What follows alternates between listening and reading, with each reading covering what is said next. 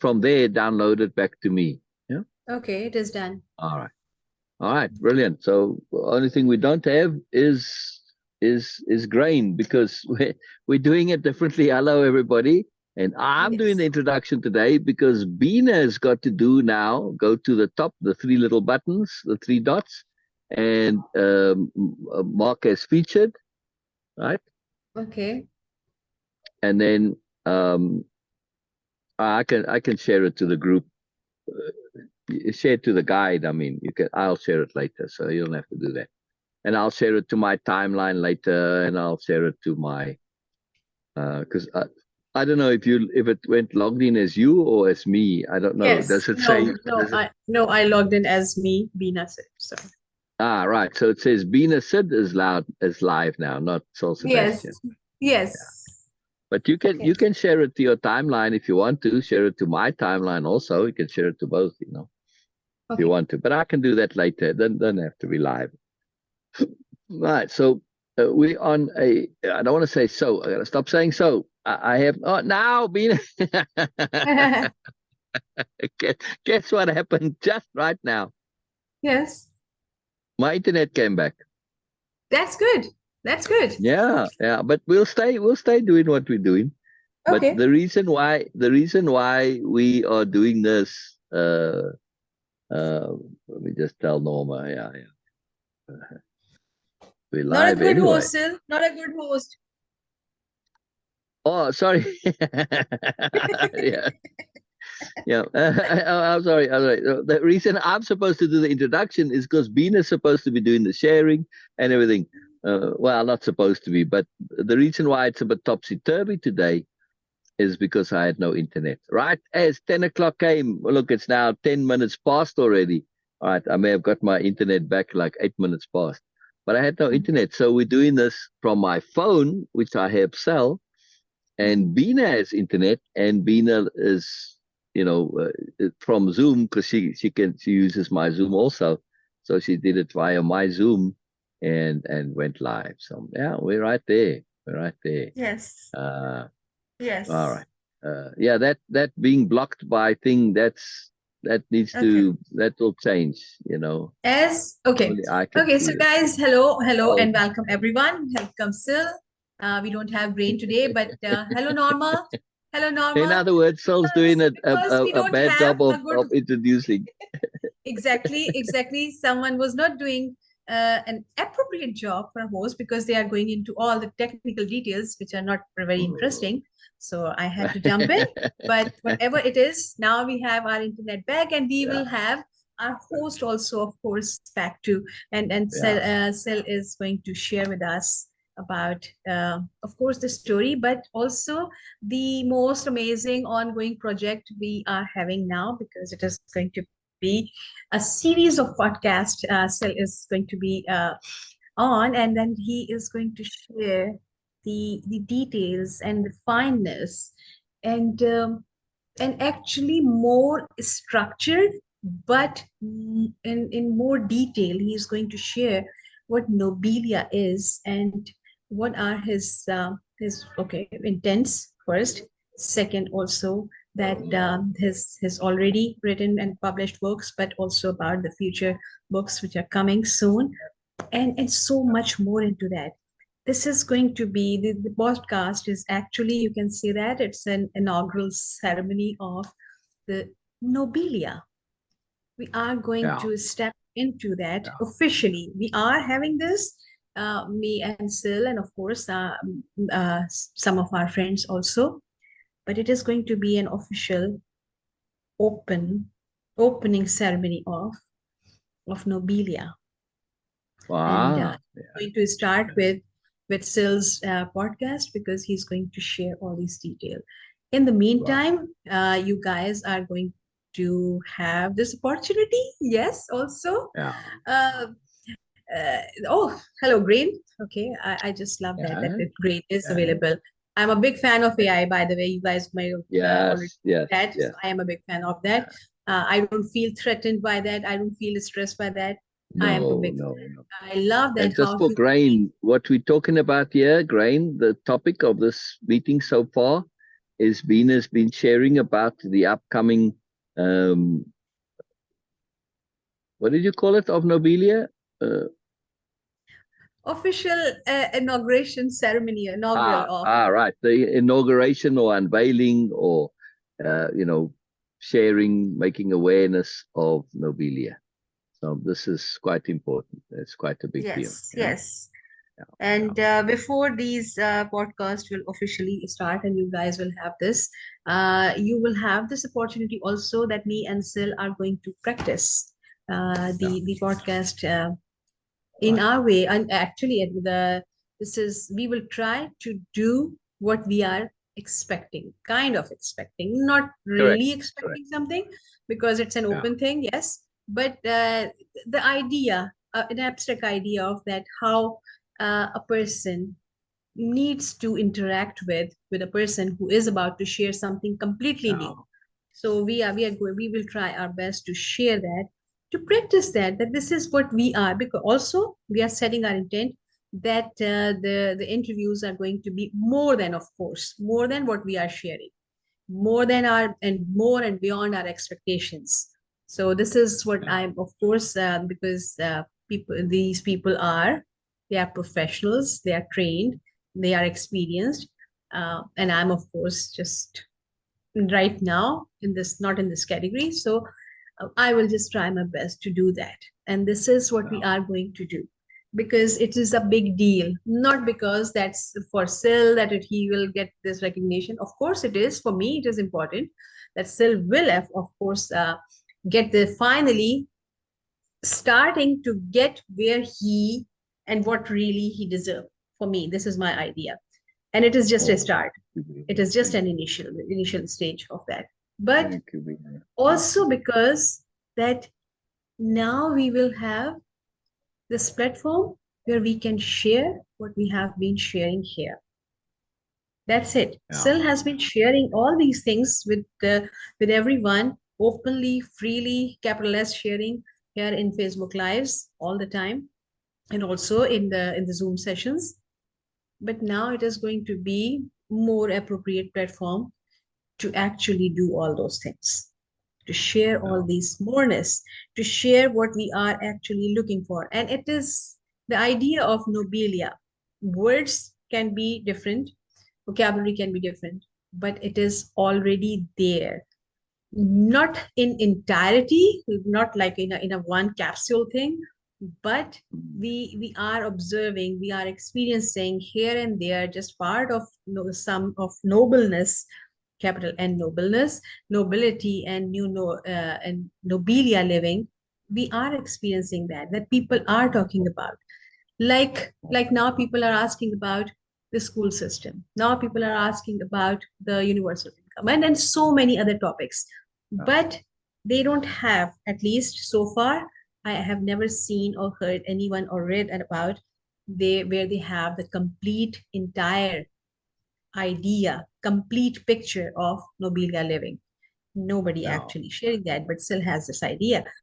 That's why it's a big deal to share that okay, yes, people are thinking, because it's a natural thing. It is not something out of someone just created just for the sake of being creative. No, it's a need. It's a very, very, very basic need for humanity to have, to upgrade themselves. And of course, we all want to. And this is what Syl is going to share. That's why I'm so excited about that. This is what we are working almost now all the time. So yes, coming back to Syl, if you are done with your sharing and with your work, okay, no problem. I can talk. No problem with it. No, keep going, keep going. It's not that I'm done with the sharing. Well, kind of. I didn't share to the page yet, but it's not. That's not the problem. I was looking to pull up my file. Hello, Norma. Hello, Norma Hello, says hello, Norma. Beena too. Thank Oh, you. yes, And thank you. Jessica's yes also. But thank you, Oh, Norma, hello, for letting us. And Jessica says hello, hello. Thank you. hello, Yeah. Jessica. Okay, so thank you, Norma. Thank you, thank you, thank you.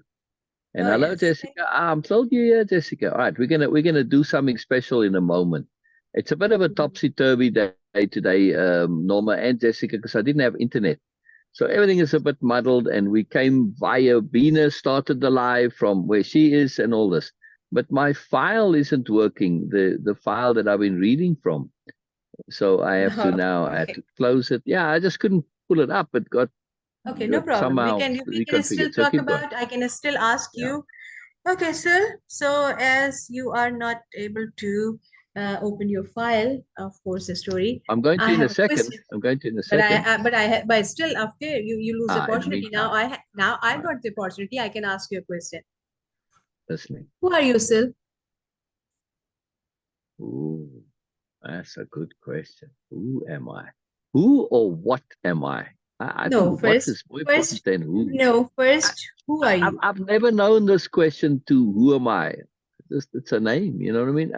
People have so much to say with who, but I never had that identity with who. I have an identity with what, but never with who. It's just me, Well, maybe. Um, whatever it is, I need just that who am I? Syl appropriate answer. Sabastian. That's all I can say. That's all I know. Yeah. Okay, and Really, that's how I think of that question. I know typically when people hear this question, they hear a lot more. But for me, yes, it's just, oh, I see what happened to my file. It got squished. Somehow the side got dragged. It's very small, and so I couldn't. When I opened it, it was nowhere. All right. okay, sir. I never related to that question. But what I would say, I'm an elucidator. I said, well, that doesn't really tell me anything. Elucidating what? Yes. Elucidating understanding, elucidating awareness, elucidating discernment, elucidating learning, elucidating motivation, elucidating psychology. Yeah, philosophy to a certain extent, but it's more philosophy.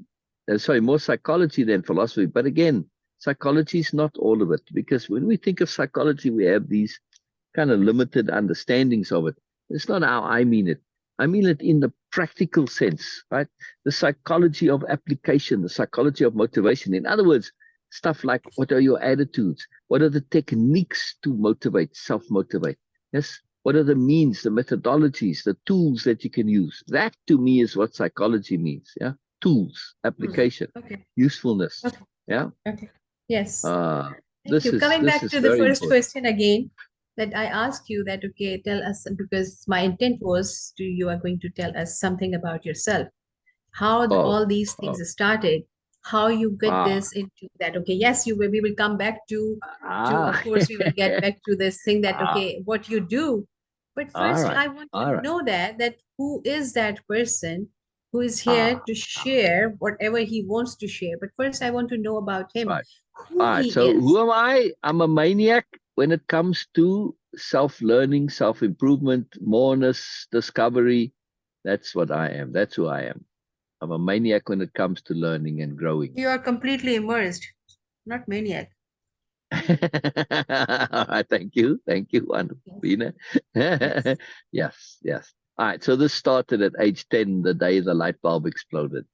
And I have that story written down, but the long and the short of that No, story no, I'm was, not asking you that, okay, when it started. I'm asking that oh, how this person Syl become mhm. Syl today. Today's Syl. Who is Syl? Oh, I want to know oh, about him. oh. Yes. Well, Syl is somebody who's practiced and practiced and practiced and thought and thought and thought and figured out and figured out and figured out. Now, when I say thought and thought and thought, that means thought and thought and thought to the end. Yes, I thought Yes. things through to the end repeatedly on many things. Because when you think it through to the end, you can add it to who you are. This is how I come to be who I am. Right? Hmm. Hmm. Uh, there's somebody messaging me. So this thinking it through to the end. When you finish the thinking and you've got it resolved, then you can add it to yourself. That's how I came to be who I am. Not only from thinking it through to the end, but also through perspective shifting to multiple perspectives. And the more perspectives I have, the more I come to understand that capital U understanding. Yes. Because if you're looking at one, you can't be sure you really know. But when you see enough and you get to as well, Heinlein used this term grok, you get to grok the whole. You get to comprehend the wholeness. That's what grokking means. And this So is can we very say, powerful. Right? Yeah. yes, very interesting. Right. Okay, so can we So say through that this, Syl is hang on, someone? just finish your question. Yes. What's that? Yeah, you can wait. Yeah. Through the question, how did I become who I am? Through those two things. Multiple Hmm. perspective shifting, or perspective shifting to multiple perspectives, and thinking things through to the end, because those two techniques allowed me to have certainty, to have substantiation, to have solidity on the things that I now add to me. Because if I just hear something that somebody said, oh, this is a good thing to do, well, it may or may not be so. Yeah, it may just be their opinion, their belief. Yes. But Hmm. when I understand that it is been thoroughly thought through, thoroughly substantiated, thoroughly justified, right? Thoroughly worked out, thoroughly figured out. It may not be something that I will ever say is 100%, but I can say, man, this is as close to 100% as it can go right now. Right? But I can use it in the meantime. It's got solidity, it's got substance, it's got foundation. And so I add it to me. I always leave it open to be updated. I don't close it. But that adding to me, it's not just something that happens randomly. It's something I did deliberately. And because of this thinking it through to the end, that's what TTTTTE means, right? Thinking things through to the end, right? Thinking things through to the, it's five T's and an E. Yeah. Okay, before we go, we carry on. Syl, your video is not on, so Oh, please. I tried to put it on. No, it is on. It's just putting on speaker view, so it's going to the phone's audio. But see, if I do it like this, where I do gallery, then it shows me, right? You see me now? No, no, I don't. I can see you, of course, on Zoom, but it's not on live. On live, it Oh, is just oh, Syl. oh, oh, the live is going with the speaker view. Well, then I'll probably Yes, have to change the audio to do that. All right. Well, let me do yes, that in a second. Yeah. yes, please. 1 second.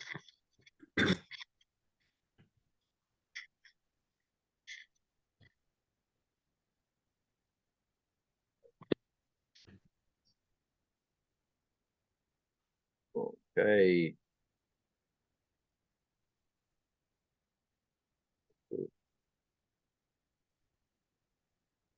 Okay, now I can see you. There we go. I gotta leave audio. Otherwise, if I don't leave audio, then I get that feedback.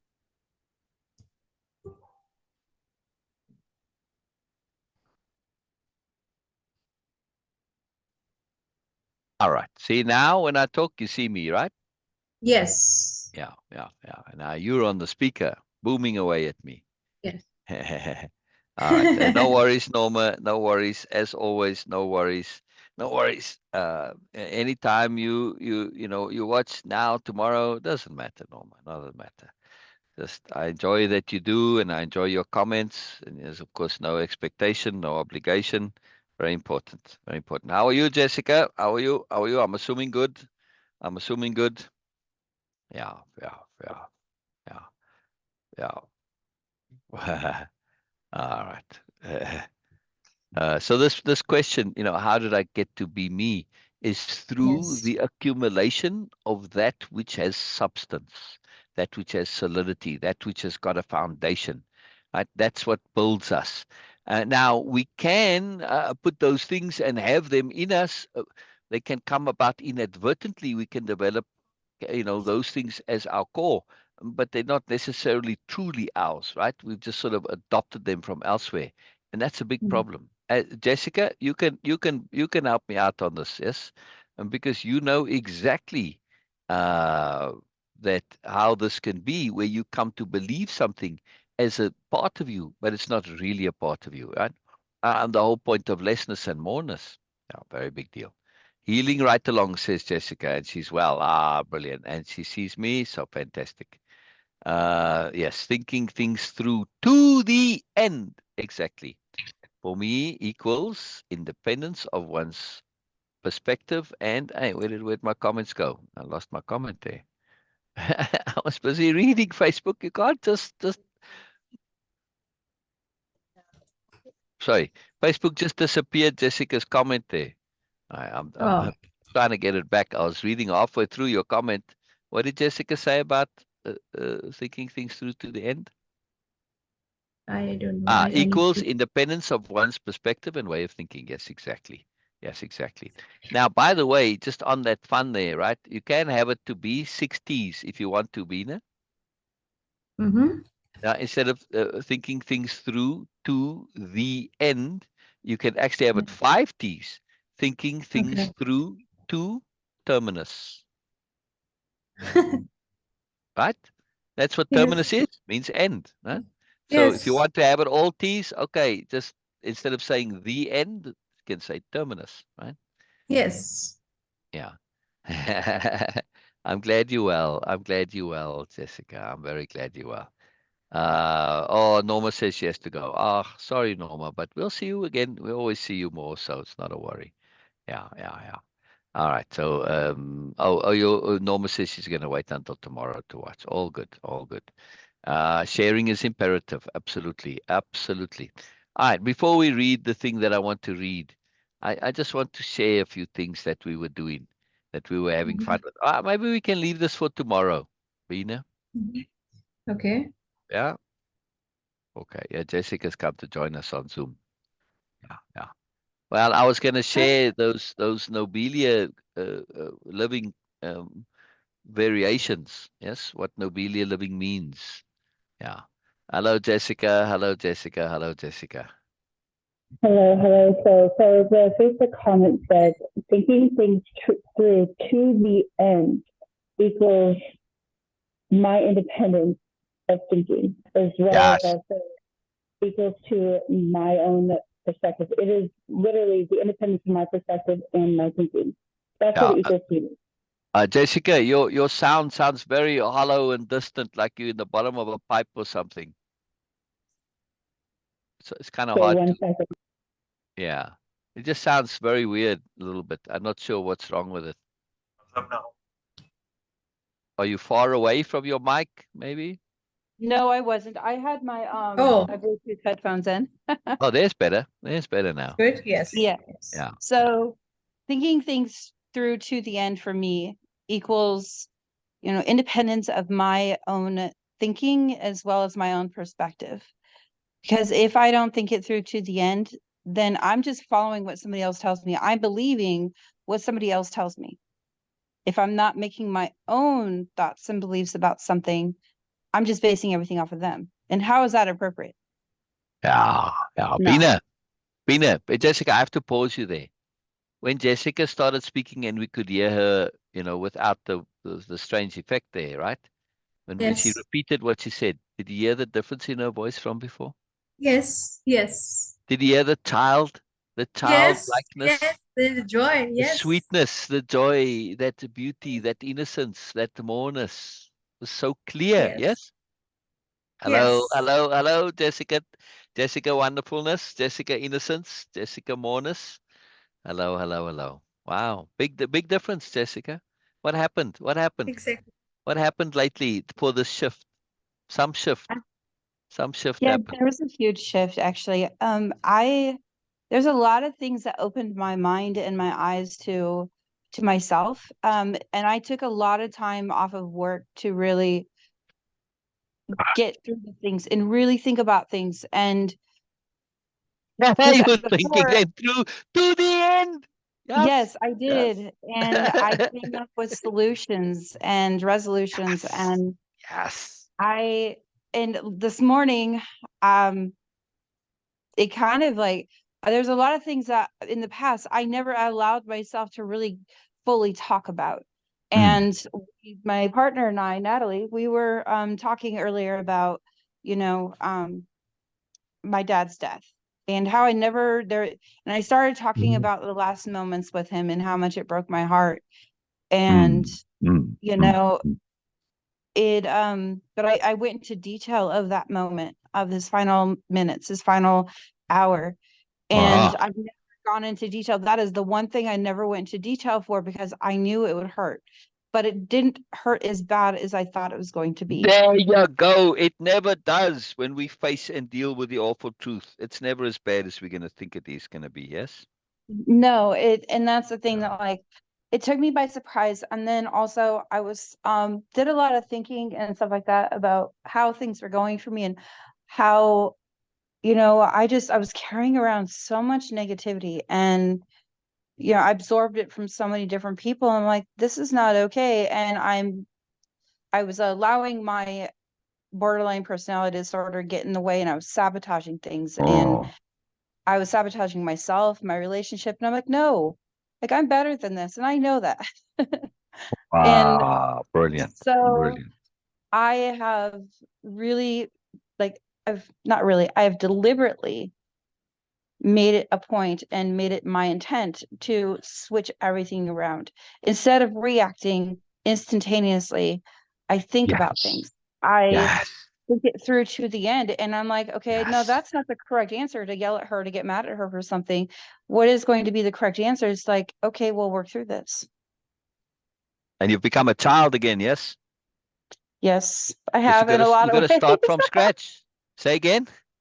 In a lot of ways I have, and We can hear it in your voice, Jessica.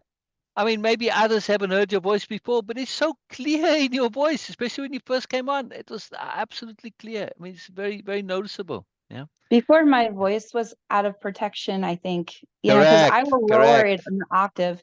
So I, I feel a little bit more protected, I guess. I mean, in your voice before, you had that, you know what, I've got to put up a shield. I'm tough. I've got to protect myself. I've got stuff going on.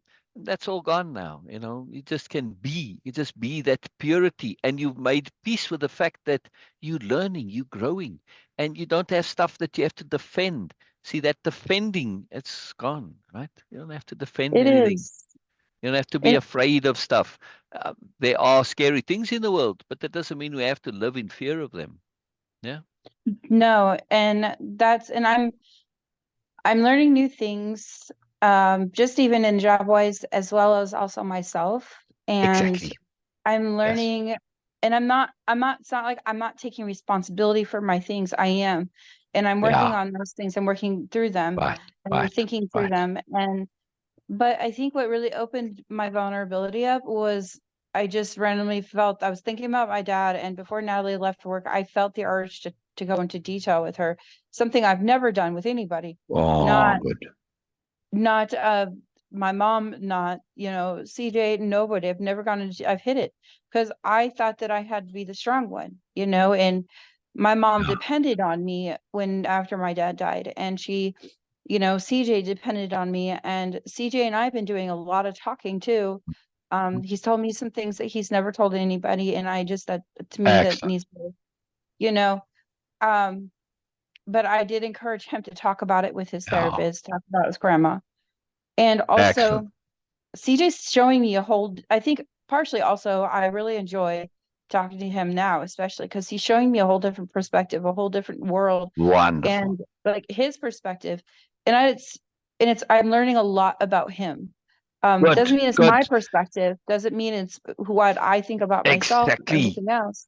Exactly. And the more you get to know him, the more you get to know yourself at the same time. Yes. And he's asked me some pretty difficult questions, but I was able to answer him this time, which surprised me. Before it was like, yeah. But it's not the answering that's the important thing. It's the asking the questions that's the important issue. Yes? Yeah, it was. And doesn't matter if he gets answers or not. Again, when it comes to questions, right? We need to hear the person asking the questions, not necessarily answer the questions. Exactly. Big difference, right? He needs to be heard. CJ, if ever there was a person who needs to be heard and feel heard, he is heard, but he doesn't feel heard, right? So he needs to feel that he's been heard. Very important. Yep. Yes. And I think that's the difference between like how Cher is with him versus how I am with him, and why he trusts me more to talk to me. She tries. She really does. I think there's a lack of understanding or barrier because she doesn't understand, and he doesn't know how to articulate. where I Yes. understand because I understand non-articulation because Right. Yeah. I'm understanding emotions more. There you go. See, when we don't have barriers, when we aren't so busy defending ourselves, when we aren't so busy protecting ourselves, we aren't so busy covering up ourselves, hiding ourselves, all of those things, when they fall away, we can have this purity of a child, right? I just Yep. added to my list, Beena, as a Nobelia child. We can become a Nobelia child, which is, right? Which is Yes. now what we're hearing in Jessica. A Nobelia child is somebody who's open to learning, open to growth. Yes? Exactly. And Exactly. doesn't think they know everything, knows they don't know everything, and loves learning, enjoys learning, listens, asks questions, listens to questions without needing to answer them. Yeah, big deal, big deal, big deal. Right, Jessica? Very much so, correct. Yeah. And Yeah. that's, especially lately, I've been going back to checking in with people. It doesn't matter who they are. They There could be a you coworker, go. they could be anybody. And I'll check in with them and be like, how are you doing? You doing okay with, anything you need type of thing. Yeah. But the only question I truly ask is, how are you doing? Brilliant, brilliant. I got a challenge for you. What? In 7 words or less, describe multiple times, right, from as many different perspectives as possible, in as many different ways as you can, and describe your way of impeccability experience or your Nobelia-Living experience, because it goes beyond way of impeccability. Yes. No, it's eye-opening, major Well, there eye-opening. you go. That's one. It's eye-opening. Yes, next. I feel a sense of freedom. Wow! Are you writing these down, Beena? Okay, we got them on the recording. We'll come and get them later. I feel a sense of freedom. Dang, brilliant. Keep going. Next. I'm more at peace. I'm more at peace. Yes. What else? Um, I actually do, or not actually, I do things with intent. I do things with intent. Emphasize do. All caps do. Yes. Yes, because I do things with intent. Wow. And intent needs to be italicized too. I do things with intent. Yes, that's how I'm hearing you say it. Yeah. Yep, Yeah. Wow. exactly. Wow. Wow. Just think about that one for a second. I don't want to comment on it. I just want to let it absorb a little bit, right? And would you say you do things with deliberate intent? Yes. All right. Is that's It's not implied a in your habit, it's statement there? deliberate. But to add that deliberate makes all the difference. Yes. Yeah, the word popped in my head. I just didn't say it. I got you. Okay. So I do things with deliberate intent. Yes. JM. Keep going. Keep going. What else? I feel happier, Whoa! Oh, more you, positive. you know how just that simple thing, Beena, doesn't that just make you so happy to hear? Yes? To hear someone say this, Yes. Yes. and especially, all right, some people are very happy to say, I feel happier, all right, it's like, I'm wealthier and I made an extra, a couple of thousand, I'm a bit wealthier. Yeah, big deal. No, no. When you poor and you make a couple of thousand, it's a big deal. Yeah. So, Exactly. when we've had unhappiness, to say, I feel happier, not just happy. Yes, means that you acquired happiness and then more happiness. Yeah. Yes. Yes. Wow, The that's other thing huge. too is I was able, I have been able to sever ties with codependency. Okay, so in 7 words or Especially, less, I've okay, severed my codependency ties. yep, Wow, very cool. Very cool. I've severed my codependency ties! Exclamation mark. That now, Jessica, I'm going to just go a little bit here sideways. Would you say that you've severed your codependency ties with yourself as well? yes, You were codependent with yourself, yes? yes, very much so. Yeah. So you can say, I'm no longer codependent with myself, Mm-hmm. to make it the seven Yes. words or less. These are things I want to put up on my billboard messages. So I That's hope I a have your permission to do that. yes, you do. Thank you. Thank you. That's very much appreciated. So this is for part of the podcasts, right? This podcast series of 10 podcasts that I'm going to be doing, and they're going to rebroadcast them like 200 times and all this. It's a big deal. It's, professional stuff. But part of the package deal is billboards. They said in the Phoenix area, it's going to be, I don't know, like 2 or 3 dozen of them, or 3 or 4 dozen of these billboards, actual billboards on the side of the road, where it's electronic and they can put these messages up, but it's only 8 words. Now, the 8th word is nobelia.org.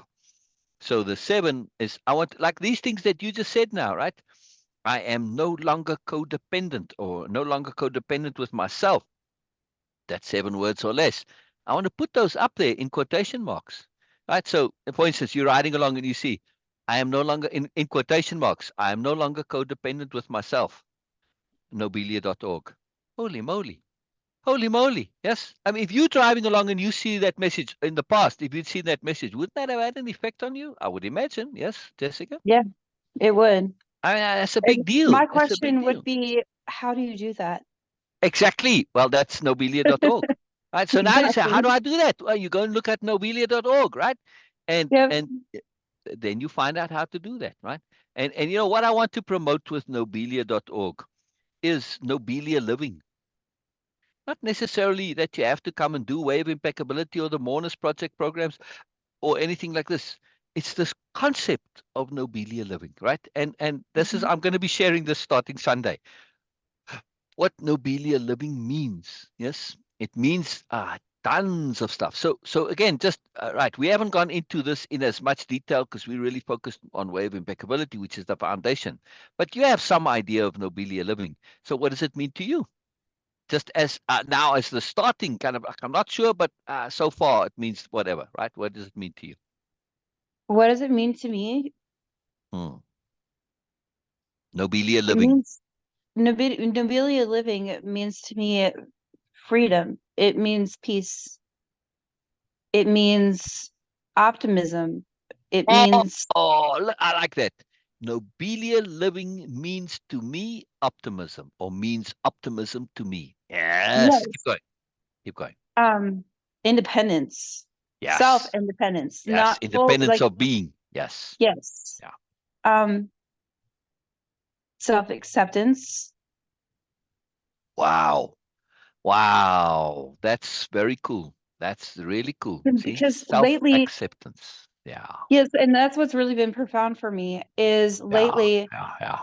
I have learned to be happy with myself, to be Yes. happy with who I am as a person and who I am Yes. as, Yes. just me. And I'm not Yes. scared anymore to show myself, to show Mm. who I am to people. Now, And let me ask you a follow-up question on self-acceptance. Likely it's the very next thing you're going to say.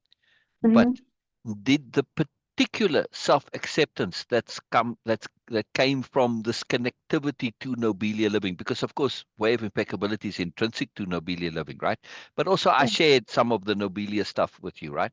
yeah, But this self-acceptance that you are now connecting to Nobelia-Living and saying that in my understanding of Nobelia-Living, anybody who's practicing Nobelia-Living is practicing and has acquired self-acceptance. Yes. Or you could even say yes, for some it's and achieved. trust. Yeah. But now, would you say that in the particular context of Nobelia-Living, when you acquire this self-acceptance in that context, it automatically leads to self-appreciation.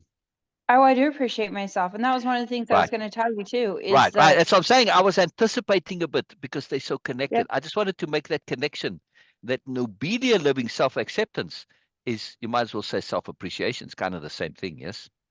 yeah, it is. It's actually Yeah. a lot of, well, it's a fine line between Correct, self-acceptance and correct, correct. There is a self-appreciation. difference. There is a difference. But Hmm. in the Nobelia-Living They context, connect. you achieve acceptance, and then very shortly after that, it's appreciation. You can't Hmm. really have the two separate, right? Yeah. I mean, in Mm-mm. our regular world, I can accept myself but not appreciate myself, but not on Nobelia. Yes. That's what I'm trying to say, right? It's a very particular thing that when you think about, wow, Yeah. On Nobelia, nobody can really just have self-acceptance without self-appreciation. It's not possible over there. In our world, it's absolutely possible. You have this all the time, right? Yeah, well, yeah, and it is very much so possible in my, Yeah. in my world too. Like in it, Right. it's just Right. that, Right. In your you know, new world, I it's not appreciate possible any myself. longer. Correct.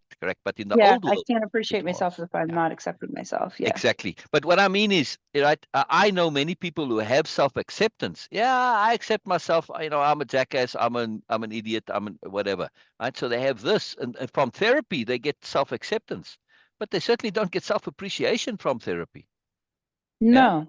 That's what I'm saying. In our regular world, the two can coexist separately. But on Nobelia, when you get self-acceptance, it's a few minutes or seconds or very shortly thereafter.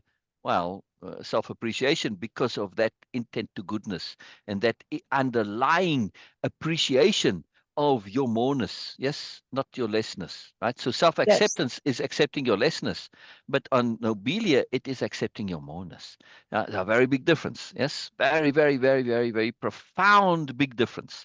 So this term of self-acceptance, Beena, we somehow, I don't think we had it on our list. I'm going to share this list that I'm talking about tomorrow. It's a very big deal. All right, keep going, keep going. What else does Nobelia-Living mean to you? It's so cool. It's so cool. It,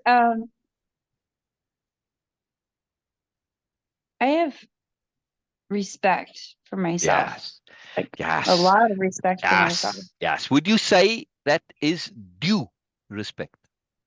Yes. Yeah, it's a very big difference to say I Long have due respect to say respect. I have due respect. Yes, that's a very, very big difference because when I have respect for myself, it's kind of a very large field. Yeah. And you can Mhm. kind of use it as a bit of a squirrely thing, like, okay, you're going to the state therapist because you've been mandated by the court to go and talk to the therapist, and they ask you, do you have respect for yourself? Yes. And they asked you have due respect for yourself. Right? You can't squirm as much, right? With due. Exactly. Yeah. And same thing when it applies to others. You have due respect for others, correct? Yes. And Which I also actually, implies that, hey, if you're going to behave horribly, you're going to get the appropriate respect that is associated with that. Yeah. yes. Yeah. Well, and yesterday it showed me, I showed myself that I, even more so that I truly, like, not truly, that I can,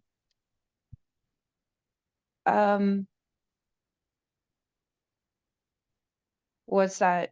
I'm thinking of the word here. Take your time. I Take your see time. that I can think things to the, or through, think things to the end, through to the end, Yes. because Yes. I can think things through to the end. And reason why I say that is because I was, um, the director of the store that I work at, he was upset, at the fact that, um, the warmers were basically, they're almost empty. And I was the only one manning everything because the person that's supposed to work with me just kept disappearing. And so the food was going really quick. And so I was like, I was trying to keep up. And he said, he's like, make sure there's always food on the warmers. And I wanted to tell him, I'm being snarky. I wanted to tell him that, do you see anybody else trying to keep this up? It's just me, Oh. I wanted to be really snarky with him about it. Instead, I said, okay, duly noted. Nice, nice. In other words, you didn't look to put him down and push yourself up at the same time. You didn't, in other words, act on superiority paradigm, motivations, and logic. You now took it to say, I hear you, in other words, right? Which is Mhm. Nobelia-Living logic, yes? Which is Yes. a very different thing. That's a very profound shift because you didn't have to prove anything. Mm-mm. Yes, you didn't I have to didn't want justify to. yourself. Didn't have to then defend yourself. That's what I was commenting on earlier. I can hear it in your voice that you'd lost that. Yeah. Now, see, people think they have secrets. I mean, secrets about themselves, who they are. No, you don't. Look how much we just heard just from your voice. Right? He didn't tell us anything. But that's why I said it beforehand, because now you are saying what we heard. Yes. It's a profound thing. You know, we there's nothing secret about us. Anybody who's developed any sort of skill in paying attention and understanding people can hear what you're about. Anybody, right? So this is why self-honesty is so crucial, because you may think that you're covering it up. When you're lying to yourself, everybody else sees that, right? They see it. You think Yes. it's all private. No, it's not. It's very clear. It's very evident that you're living in this nonsense BS world. So very powerful, very powerful. All right. So what else does not only Nobelia-Living to me mean to you, but what other profound changes have you experienced as a result of Way-of-Impeccability and Nobelia-Living? In 7 words or less. What about guilt and shame? I love myself more. Yes. No more guilt and shame. Yes. Yeah. Nope. I don't have any, and and I'm accepting an understanding of my past. There you go. I have an acceptance and an understanding of my past. And that's a capital A acceptance and a capital U understanding of your past. Mhm. Yes. You could say Which, you have a Nobelia acceptance and a Nobelia understanding of your past. Yeah. yes. Because that's different to say just acceptance and understanding. I have a Nobelia acceptance. I have a Nobelia understanding, which means it's all encompassing. There's that appreciation. There's that connectedness of it, right? There's Nobelia understanding. Everything is connected. Right? It's much like the drawing behind me, right? It's showing those connections. Yes. Mhm. So when we have Nobelia acceptance, right, there's that due respect that's included. There's that appreciation that's included by automatically through the connections, right? So when you put Nobelia in front of these terms, it changes it, right? To say Nobelia acceptance, Nobelia appreciation of myself. Very different. Yeah. And the other thing too is that I have less connection with my past to my future, or to my present, not future, but to my There you present. go. There you go. I am less connected to my negative past. Yes. Yeah. Or you And could what say, really opened my eyes, go ahead. yeah. Oh no, go ahead, go ahead. Really opened your eyes? What really opened my eyes about that is last night, I was on video chat with CJ, and I I felt comfortable with telling him that he looks so much like his dad, like his biological. Good, good, good, good, But good, I good. didn't feel any animosity towards it. It was just Nice, nice. Just a fact. appreciation for him. Yeah, Yeah, yeah, but it was yeah, also just yeah, the fact. And for the first time, I felt no animosity. Now, did I tell him that? No, because he's struggling with that right now. yeah, yeah. So you could say, I am no longer detrimentally connected to my past. Yes. Right? I know I'm saying it for you, but this is Beena asked who I am. I'm an elucidator. See, that's exactly what I just did now. Jessica explained it. I just encapsulated it and saying it in that particular way. It's what she's meaning to say. I'm not putting words into her mouth. I'm just restating it in a way that makes the light shine. Yes. Yeah. I'm no And I longer don't feel like you're detrimentally putting connected words to my in. past. That's a very big deal. That's a I don't feel like huge deal. it is. Very much so. Huge, huge. And I don't feel like you're putting words into my mouth. I Right.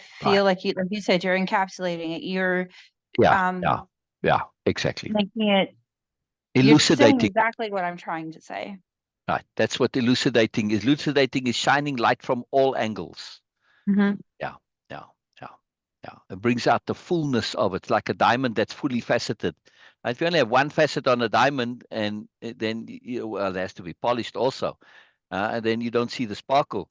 The multiple facets is what gives it the sparkle because of the light jumping around inside there, right? So that's elucidating is multifaceting. Same thing. And Mhm. polishing, you have to have those facets polished too. People forget about that. You can facet it, but you don't polish it, not going to help. No, this is what Way-of-Impeccability and Moreness does. You can say Way-of-Impeccability is the faceting. Moreness project is the polishing. Yes. Yeah. And since I have been off a lot of my meds lately, Whoa, and wonderful. Wonderful. the only ones I take now are like some of my physical ones for my health, and then Excellent. I take trazodone. That's the Right, I no longer right. take the clonidine. I no longer take any anxiety medications. Wow. Wow. Now I there's a am quote. Beena, please write that down. I no longer take anxiety medication.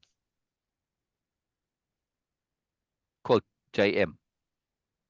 Yeah, that's a huge deal. Sorry to interrupt you there, Jessica. no. That's a massive milestone, because many people aspire to this. This is an accomplishment, and it's not.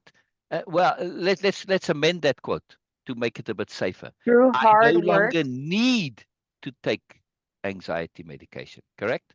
Yep. And I through mean, I don't work want to say it and without the need, determination. because by implication, just go off your meds. No, a lot of people do this and it's very irresponsible. No, Right? Yeah, yeah. because I no through longer determination need. and hard work and patience and practice and Exactly. thinking things through the end, I no longer need to take them. Exactly. There are times I feel anxiety, but I know it's not mine and I Exactly. don't indulge in it. Exactly. I've learned to separate my own feelings from external feelings. Yes. And It's very that important. was a huge, now Yes. keyword was a huge Yes. detriment to mine or of Yes. mine. Yes. Yes. Yes. I would mix others outside emotions into Yes. myself, and I would feel, Yes. and it would really just impact my Yeah. entire day. And so You that's got the rid of inappropriate acceptance of emotion. That's a yes. nice extra term for dictionary of power. I never said it that way before. Inappropriate acceptance of emotion. Hmm. Right? I mean, we have inappropriate application of goodness, but we also have inappropriate acceptance of emotion as our own by implication. Hmm. Well, even if it isn't our own, we take on the moods of others inappropriately. So we need to have that. It's like a nurse that's feeling painful and so miserable because the patients are. It's inappropriate, right? You can't Yes. do this. You're going to make the patients feel worse. So again, too, I mean, that's just empathy. But inappropriate empathy is a terrible thing. People, oh, empathy, I'm empathetic. They make it sound so good. No, it can be a very negative thing. But what I mean also is that you can have some nurses that are feeling aches and pains in the same analogy now, feeling aches and pains as their own. When it's not their own, they're feeling it from the patients, but they assume it's their own, take it as their own. We do this with emotions. Now, when I say it about physical pain, it's like, well, okay, we understand it. But emotional pain, we do this all the time. And we don't even have to be near people. We can just pick up emotions from the air, like smells. They can come from randomly, right? So we have to be very careful. Just because I feel it doesn't mean it's my own. There's another quote that we could, I know I've said this many times, but that's a quote that you could say too, right, Jessica? Just because I feel it doesn't mean it's my own. That could Yes, come from you. exactly. Could be something that you've said, yes? Yeah. Yes, and I tell myself that a lot. Oh, wow, wow, wow. So when I Very start feeling something that I know is not my own, Yeah, I will tell myself it's my mantra now, right? yeah, It's one of my mini mantras is yeah, just because yeah. I feel it does not mean it's my own, especially if I have no rhyme or reason to feel it, Isn't you that know? amazing? Yeah, And that, like I said, during this time of my healing from, my surgery and things like that, I've learned to accept that there are things in life that don't go our way, don't go the way we anticipated them to or yeah, expected them to. And there's multiple different factors that lie within that. It's not yeah, the yeah. nurse's fault that that my wound didn't get done or it got infected or anything else like that. Exactly, It exactly. was it got worse because I was carrying around so much negativity within myself. And it just because my mind and my body are two different entities, my mind affected my body. It was like a virus that went from my mind to my body. Exactly. And that's where I learned how to separate that was I Yeah, needed to sever that connection from my mind to my body and work on my mind so my body could heal. yeah. And ever since I started doing that, I'm almost healed completely from the incision and the month and a half long hell that I went through. But it's looking Wow. so much better now. And we Wow. were So in other expecting, words, where you learned appropriate association. yes, in this case, very specific, right? You had a physical pain and a physical ailment that I assume from what you're saying, you had an injury and the injury wasn't treated appropriately and it got infected, yes? Yeah, I had surgery. I had a lipoma removed. You had a what removed? A lipoma. Oh, It's a lipoma. yeah. Okay. No, And lipoma. this thing went septic or got infected or what? Well, it's a basically lipoma is a fatty tissue that they wanted to remove just because they didn't know if it was cancerous or not. So I see. Okay. but it was causing me a lot of pain, and so I got it removed, and my body rejected the sutures, outside sutures. I see. Oh, that's what the complication was. Yeah. Yes, and then once that happened, there was dead tissue that was happening. My skin was dying, Right. and so So there was we some ended up, rejection by your body of this process. Yeah. yes, there And was what did you rejection in my change body by this mentally to process. change the situation? Yes, I had to change mentally, and I had to change my perspective on things. And I did a lot of, I still do a lot of inner thinking, a lot of inner work, and figuring out that, that's when I figured out my mind being the way it was affecting the way my body was healing, was affecting the way my body was responding to things. Oh. And so I picked out every single thing that was happening, and I was able to link it to what was going on in my mind at the time. What am I allowing to happen that I Wow. did not Brilliant. protect myself or close myself off from or Yeah. sever myself Yeah. off from? Yeah.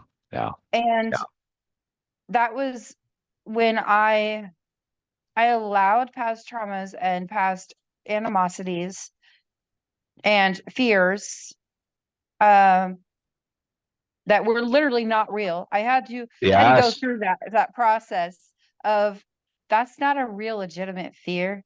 Why should I even be afraid of this anymore? Mm. I'm not, and so why do I need to be afraid of it? I don't need to be afraid of it. Exactly. And so, when I started doing that and thinking everything through to the end, and thinking everything out and changing my perspective, and, doing a lot of that on my own without help of like my mom. Yes, that's the whole point of Way-of-Impeccability, is to give you the tools to do it on your own. Exactly. Yes. And so it really helped a lot, because I went from getting getting perspectives from you or share. Yes. Instead, I started doing it on my own and sharing That's the what I had empowerment. learned. That's the empowerment. Yeah. And so I also finally figured out exactly also like what I want to do for a career, and I'm making it happen. I'm excited. Brilliant. And so, yeah, because I see so much like now. So I'm going to tell you right away, that is true. Once you become aware of things, you can't become unaware of it. That is not awareness is self-curative. That's what I mean by awareness is self-curative. Yeah. Yes, because I see so much, and I see so much underlining stuff, and I hear so many people like will talk about a person, and my instant thought is, well, have you thought about traumas, mental health issues? Have you thought about the reason why they're acting the way are they acting? No, instead you're judging them.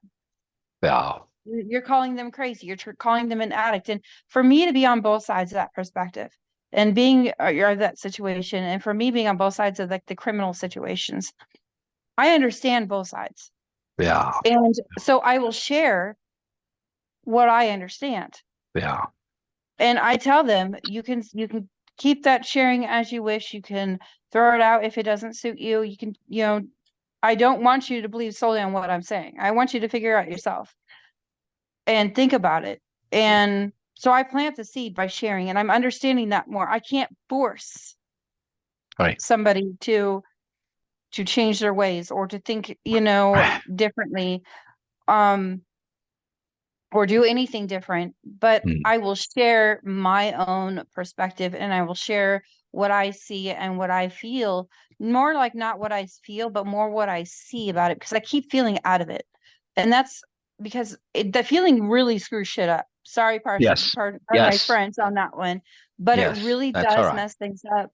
And so I turned from feeling to thinking more logically about the situation and thinking it through and thinking it in Yeah. a 360 view, not black and white, just that color area. It's not gray, Overview it's color. perspective. Overview perspective. Yes, 360. Yeah. 360 view. See And the big picture. Yeah. that has helped me so much. You know, when we You zoom know, out like that, when in doubt, zoom out, right? That little thing yep. we have, right? This is so powerful when you look at it from that overview, that 360 view, all the way around. That's multiple perspective shifting, 360 view. Yes. Mhm. Overview perspective, you're looking at it from the universe's point of view. Yeah. It's a whole other ball of wax and it changes everything. You start to see things in their appropriate relationships and appropriate perspectives. You don't overvalue or undervalue things. You see it all appropriately. Yeah. Yes. And I'm listening to the universe a lot more too. I don't, Oh, I there's a quote don't, for you. There's a quote for you, Beena. I am listening to the universe a lot more. Yes. Emphasized listening. Emphasized listening. Yes. And you could say the follow up on that or just say it in a different way. I'm hearing the universe a lot more. Yeah. yes, I am hearing, very much Yeah. so hearing. I'm That's a sorry, magical thing. I got That's very tired of the transformative. smacks in the face, okay? What's that? I got tired of the smacks in the face, okay? Ah, brilliant, brilliant, brilliant, brilliant. Ah, man, this is so magical. Absolutely incredibly magical. Wow, wow, wow. And very helpful also, Jessica, very helpful. Like I said, I have to make radio ads or a radio ad, but I'm going to make multiple ones so I can have various ones. And then I have to make all these messages for the billboards. Now, I don't know. They just kind of said one, but I'm just saying, hey, I want to give you 100 or 200 or 300 and show them all because in one, you can't really get the full picture. But when you have multiple of these coming, you're going to get the whole picture. But anyway, I'll share all about that tomorrow. So this is helping. We're adding it to your file. That's why Beena's writing it down over there. Very Oh, powerful no. stuff. Very, very powerful stuff. I don't want to lose this opportunity also that, well, at least the point of the live was to come on and finish the capital R reading Will you please repeat of the that? story of the chapter, the last chapter. So I want to do that as well. And it's very appropriate here because you're going to see now, Jessica, you're going to see what I mean, why just Okay, finishing this. please Yeah. repeat that, sir. Repeat what? I'm hearing. I'm hearing the universe way more than. Yeah, or just more. Just hearing or hearing the universe more, or I'm finally starting to hear the universe. Doesn't matter. As long as we have hear and universe and listen and Yes. universe Yes. together, Okay. we can put it together in its variations. All right. Let me screen share and then we read this last part of the story. So we've been reading the book, right? The first book of the Biella series. Um, Intent to Moreness or the New Nobles. We haven't decided on the name yet, or at least I haven't. So, but anyway, this is at the very end of the book, right? I'll screen share and you'll see. And then, we've been reading it on the Sundays, and then during the week we do the capital R readings, go through it in detail, right? And again, this is now going to relate to you, Jessica, and you'll see what I mean. All right, so this is where the end is. The end. They shared in the exuberant appreciation, sharing the wonder and magic of being alive. This is the end of the book, the last sentence in the book. The end. This ends book one of the Biella series. Now, again, that name may change there. It depends, right? It may be called something else. Nobelia-Living, it may be called, or Intent to Moreness. It can be called also, Beena, right? Anyway, so in most books when you read them, right, Jessica, you have at the end of the book, it's got about the author, right, in the inside back cover, right? The author is a Yes. practical philosopher who Yes. writes, preferring to live his philosophy and to be known via the application of the ways of living revealed in his writing, right? You put that as a capital W writing there and a capital R revealed. Anyway, so this is how typically it ends. Now it's usually short here, but so I thought I like doing things a little bit moreness. Okay, so the moreness is Ivan about the reader. Have you ever in a book, Jessica, had an about the reader? Yes. You have? You've seen this? About the reader or about the author? No. Oh, about the reader? No, I've seen about the author. Right. Right. Yeah, no, I'm saying about the reader. Like if you look at the screen, right? Yeah, I'm screen sharing. See? So at the end of this book, I've got about the reader. There is a bit more, Biella said, smiling. A side note of sorts, right? Because she's been telling story. Well, it's coming from elsewhere. You can see here, right? There's a bit more, Biella said, smiling. A side note of sorts. Long before this happy occurrence, a good friend of the young man had asked him what exactly he meant by the right reader. Yeah, and that's in quotation marks there. A spiritual reader, the young man replied. And what is a spiritual reader? The young man thought deeply. He knew, but to express his conception, difficult. He explained, I'll start with what I'm not particularly after. I'm not really looking for a reader who is after the superficial, who wants to be mollified, placated, soothed, artificially bolstered, lied to, or who is looking principally for story and action of the usual kind. There is, of course, nothing wrong with that. It's just not the focus here, even though there is considerable story. It's just different, he said. However, my original statement of sooner or later the right readers will come into my life is one that comes from deep. It comes from more than my conscious self. It comes from outside of me. I surprised myself the first time I said that. But I had already learned by then to take note of such things, not to write them off as silliness or as misexpressions. So I stuck with it, despite the incongruity. Such statements that have come to me in the past have been life-defining, and I expect this one will be no less so. For it is not a hope or a prediction, it is an intent. I am making it so by saying it is so. I am making it so by saying it is so. Biella considered. She had heard the story many times, had told it many times, in different formats, in different ways. But still she considered. We are in a perpetual feedback loop with ourselves. Biella continued. The young man explained. I do not want the typical, the usual. I want more. What is the more here? He asked rhetorically. I want to be with readers who will share my journey, for it is a spiritual journey. I want to be with readers who will be prepared to go wherever that journey takes me, takes us. Readers who are open to whatever possibilities and potentialities that journey reveals. Readers who are unbound by convention, for already my journey is far outside the constraints of convention, and it is likely to become more so. I want to be with readers to whom this is important, to whom spiritual concerns matter.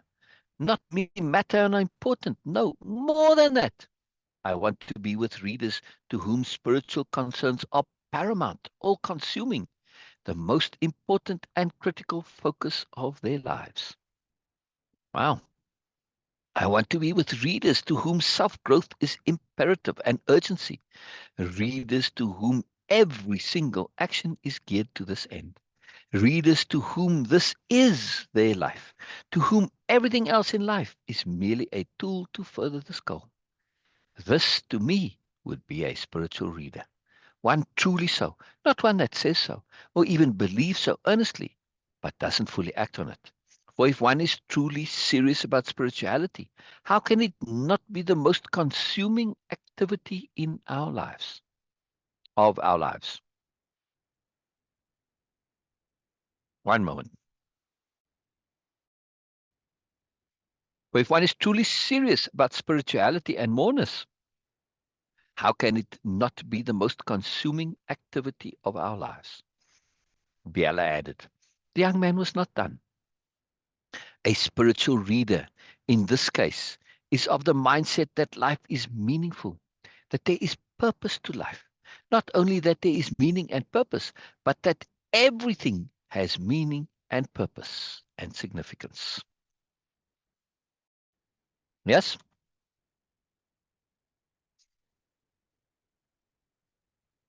That it all make sense in one way or another. That the task of the spiritual reader is to find that sense, to connect more fully to that connectedness they already feel, to polish that link to spirit. That is what makes them think and feel spiritually. This deep connection to what they intuit as spirit or moreness.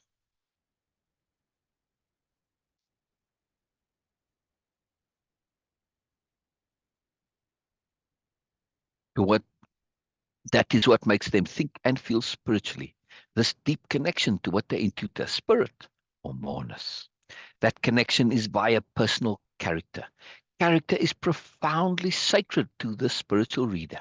It is the foundation and starting point of everything. It is what is built upon and expanded at every opportunity. Character is imperative. Without impeccable character, the moreness path is rife with subtle pitfalls. Spirituality is seen as a goal past or beyond character. Character is the full connectedness to self, without any compromise of integrity. Spirituality is the connectedness to what lies outside of self, without compromise of sensibility. Spirituality is the connectedness to what lies outside of self, without compromise of sensibility. This is the reader I want. The young man's friend replied, the theme of your books is trusting the you, and I trust that if you are reading these words, this book has something for you. Just so, replied the young man, just so. Those that will join the community of readers I envisage will find their way via the hue. For actually, it is not readers I am after, but true friends. From The Story of the New Nobility. Let me ask you, Jessica, do you think you are a real reader, a true reader here? Do you qualify? I do. I Oh, yeah. connected with this a lot, Oh, especially yeah. with Oh, yeah. what Oh, we were yeah. discussing earlier. So I do understand now what you meant by this. It's very, I mean, we came to each and know each other via self-improvement and via my capacity, my activities in that field, in that context, in that capacity. However, we become friends. Yes, yes, I would say you're a real friend. We don't yes, necessarily hang out all day long. We have different lives. We have individual lives. We don't hang out a lot. Doesn't mean that we aren't true friends. Yes, yes, that very that much to so. me is what true friends means. Is that I don't have to go to ball games with you or whatever. I don't have to attend your parties and funerals and stuff, weddings. No, that doesn't. None of that matters. Correct. I have No, no idea what goes on in your daily life, right? A little bit here and there, but that's not part of our interaction. no, Our true friendship lies in the ability to share about moreness. Yes? mhm, Yeah. yes, and growth, and the philosophies like that to me is, and have that connectedness, to have that, and spiritual does not mean like, in the sense of, it doesn't necessarily only mean in the sense of a higher power or God or what have you. It's a spiritual, like within Correct. yourself, like that Correct. Correct. trust, that connectedness, that, Correct. you know, Correct. acceptance, appreciation, Yeah. and follows that is a more deliberate and intent, or deliberately intent life, and a noble life, and one that you're proud of, and one that is yours, not Yeah. somebody else's, but yours. And Yeah. being able to share that with somebody, and, shared ideas, share perspectives, things like that, back and forth. That is important. That's imperative to Yeah. any sort of friendship or relationship in general, whether it be interpersonal or personal. Um, it could be anything, even with a relationship with yourself. That is Yeah. big. That is Yeah. huge. Um, And that's something I didn't ever think I would ever get. You know, I always felt disconnected from myself and felt disconnected from the world. And I'm finding more connection in other ways instead of just trying to find connection in what somebody else is into or somebody else is, wanting. I'm Exactly. learning my own self-independence. Not somebody else's wanting. Yep. And just picking out those key point there. That's a huge statement. Keep going. And that's what I found, that's what I'm looking for when I, meet people. And can we connect in that way? Or is that going to be, or is it going to be the mundane, you know, surface things? I want a deeper connection with people. Exactly. And not just surface stuff, because Exactly. what kind of friendship is that Exactly. where you can't be Exactly. yourself and they can't be themselves, and you guys Exactly. can't accept each other's perspectives Correct. or Correct. understand it. Right. A true friend is friends with my character, not my personality. Yeah, Wow. I'm going to put that in my quote file. That's a cool quote there. Yeah. it is a cool quote. It's very much so Yeah. cool. Yeah. Yeah. Yeah. Well, I like that. I like that. A true friend is capital R friends. Capital F, I mean, is friends with my character, not my personality. Yeah, and that makes all the difference, right, Beena? Are you still here? Yes. Good. Yes. Any comments, Beena? Any comments? Any comments? I'm just enjoying and, of course, observing what you guys are Yes, sharing. I know you This do. is I know important. you do. Yes. I Please continue. amended this, right? This last closing paragraph, yeah, right? Yeah. Just so, replied the young man. Just so. Those that will join the community of readers I envisage will find their way via the you. For actually, it is not really readers I am after, but rather true friends, mourners friends, and thus Nobelia friends.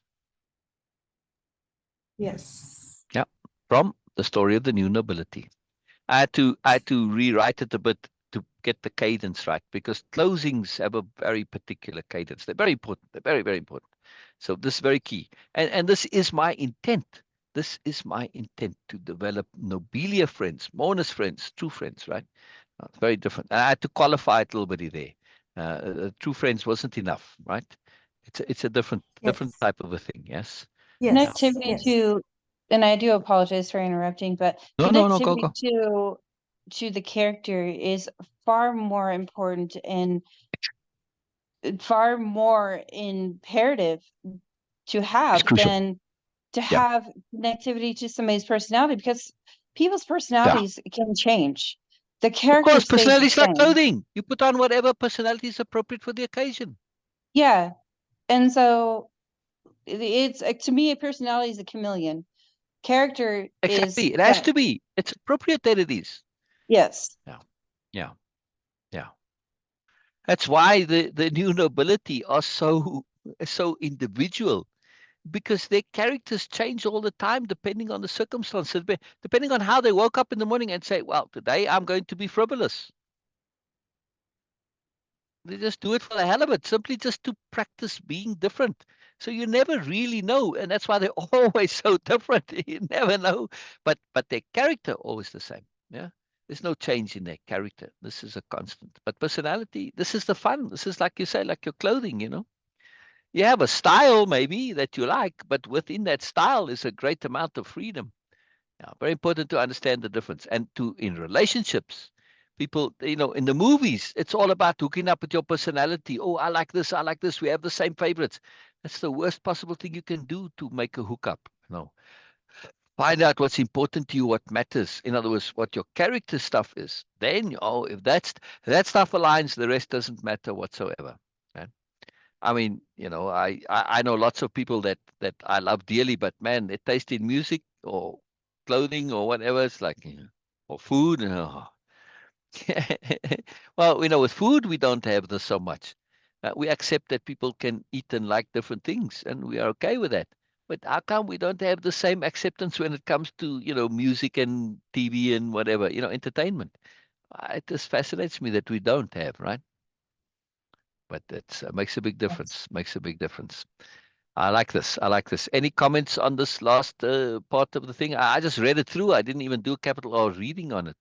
But it's, everything we've been talking about, all this changes in you, right?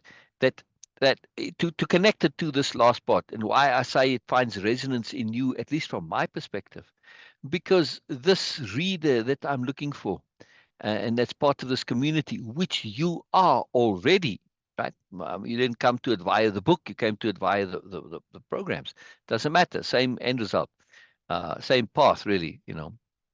Uh, that this resonance that's there is because of you are interested in the core underlyingness of the book, the moreness of it, not the story, right?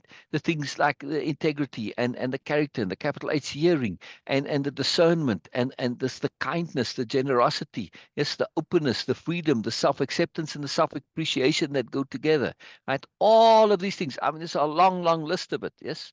But this is what is of interest to you, and this is what binds us and connects us. Yes, this is our community.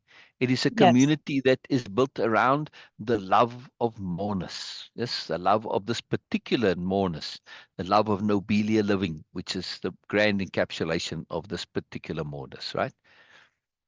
Yeah. Yes, very much so. Yeah. Something also that really like brought my attention to is like when I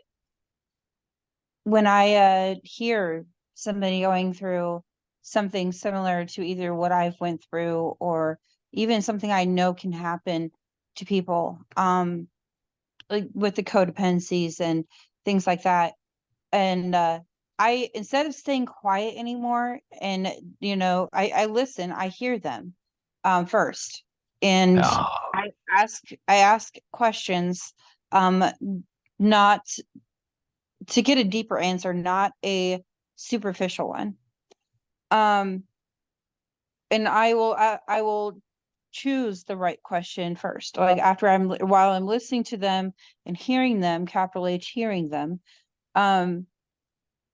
I don't just hear what they say. I hear the emotion behind it. I hear yeah. the physical reaction to it. I hear it all. And, you know, instead of staying, because I used to stay quiet. I used to just say, oh, well, I'm sorry that's happening to you. Now Yes. And now I you can't. share what I know. I share what I know, and I tell them it's up to you to take the sharing. It's up to you to take the seed that I'm giving you um to water it, to grow it. So, Yeah.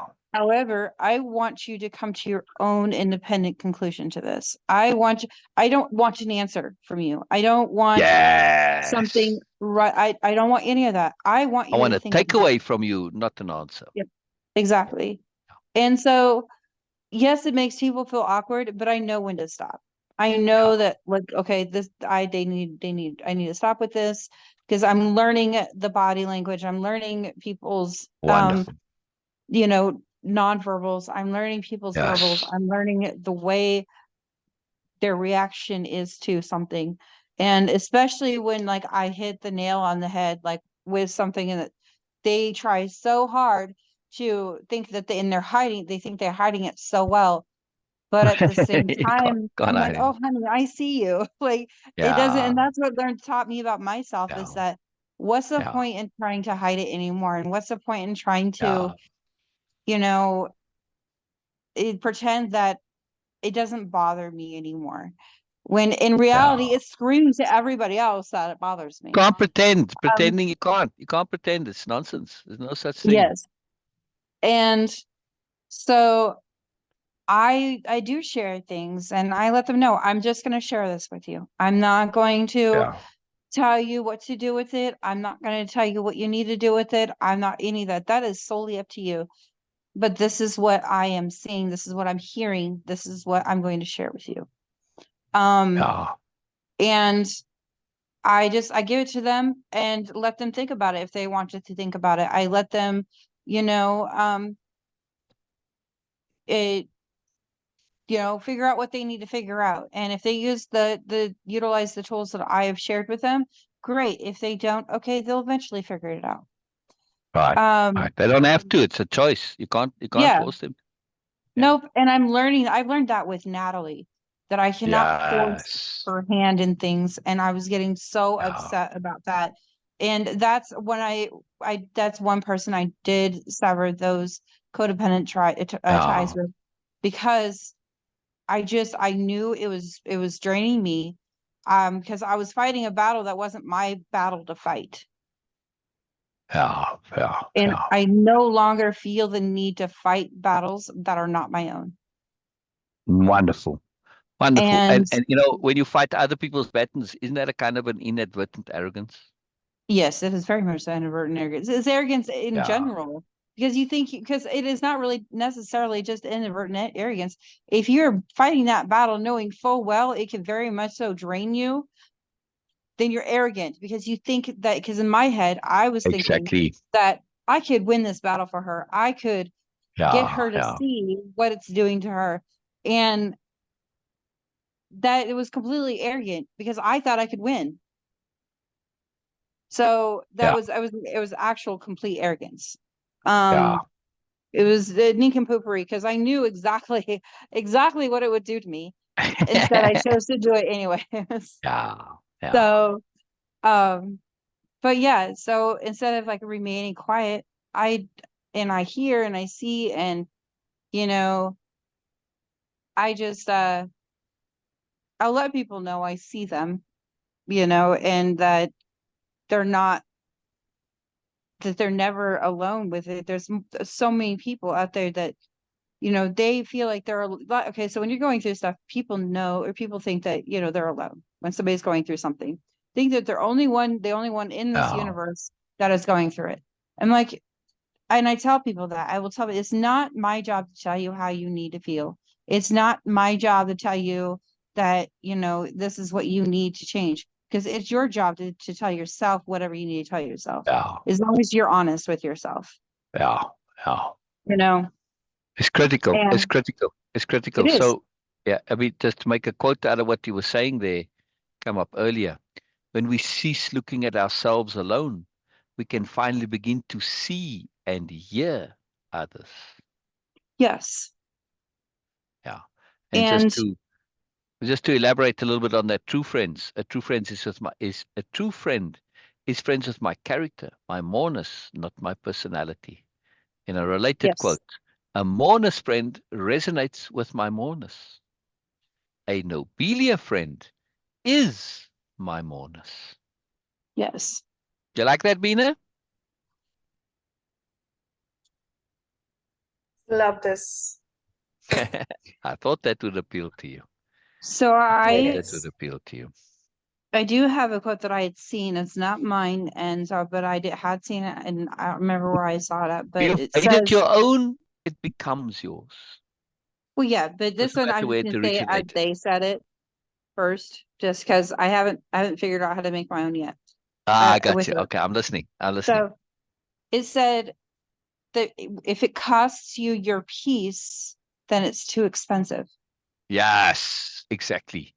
If it costs you your moreness, it's way too pricey. Yep. Yes. Yeah. And you know, I'm working on kind of bouncing. You see my habit. Sorry. You see, you said it there.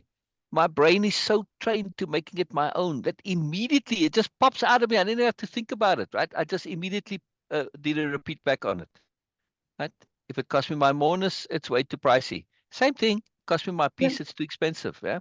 But I'm just saying it in for me, how it is for me. It's just a good habit to get into. Make everything your own. Start saying it in your own way. Yes, codify it in your own style, your own language. Very, very powerful. Sorry, I don't mean to break in what you're saying there, but it just happened. And I just wanted to emphasize that because it's part of this process that we're talking about, making it your own. That's a very good quote, though, to go back to the actual quote, the point you're making, right? That if it costs you your peace, it's too expensive. Exactly. Yeah, way, way, way too expensive, right? And people do this. I typically do that. I really just haven't given myself much time to really think the last couple of days, just because Wow. I've I've been working on, you know, getting other things done and working on, you know, stuff that I need to take care of on the outside of things. But in work they've got me in odd hours. Like some Excellent. days, some weeks I work mornings, some weeks I work nights, some weeks, yeah, it's just Right. Let me ask you, Jessica, What? that when it comes to if it costs me my peace, it's too expensive. Somebody says, wow, that sounds very good, but what do you mean cost you your peace? Would you say that this action, this thing that costs you your peace, the doing of it, would be those times where you crossed over that line that separates your conscience, right? That when you overstep the line, right? The boundary of your conscience. In other words, what's not okay for your conscience, right? There's a line, and you have to step over that line. When you stepped over that line and went against your conscience, those are the times, the actions, the doings that cost you your peace. Yes. Yes, well, and something I just thought while you're thinking or you're talking, I was thinking, yes, that is very much so correct. As I was thinking what you're saying too, something did pop into my head. There's multiple ways you can put this too. If it Right. In other words, when you costs, were unscrupulous, when you weren't thorough, when you were undisciplined, Mhm. right? When you were indulgent. Yes, those are all But times when you step over that line a little bit and that costs you your peace. Yeah. well, yeah, but if it hold on, I'm trying to get comfortable here. Is there more? So for me, I was in that sense, I was thinking about more I wasn't thinking about myself, I guess, in that stance, but Oh, it does make sense. But with myself, and the way I would say it to myself is that if it costs me my moreness, if it costs me to not follow through with my deliberate intent, if it costs me to feel uneasy, if it costs me to, you know, lose my self-respect, my self appreciation, then it's just not, it's not worth it. It's not, you know, it's not just, it's not too expensive.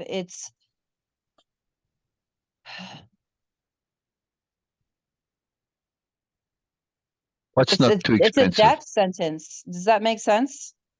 Say again. So like if it costs me my moreness and if it costs me Yeah.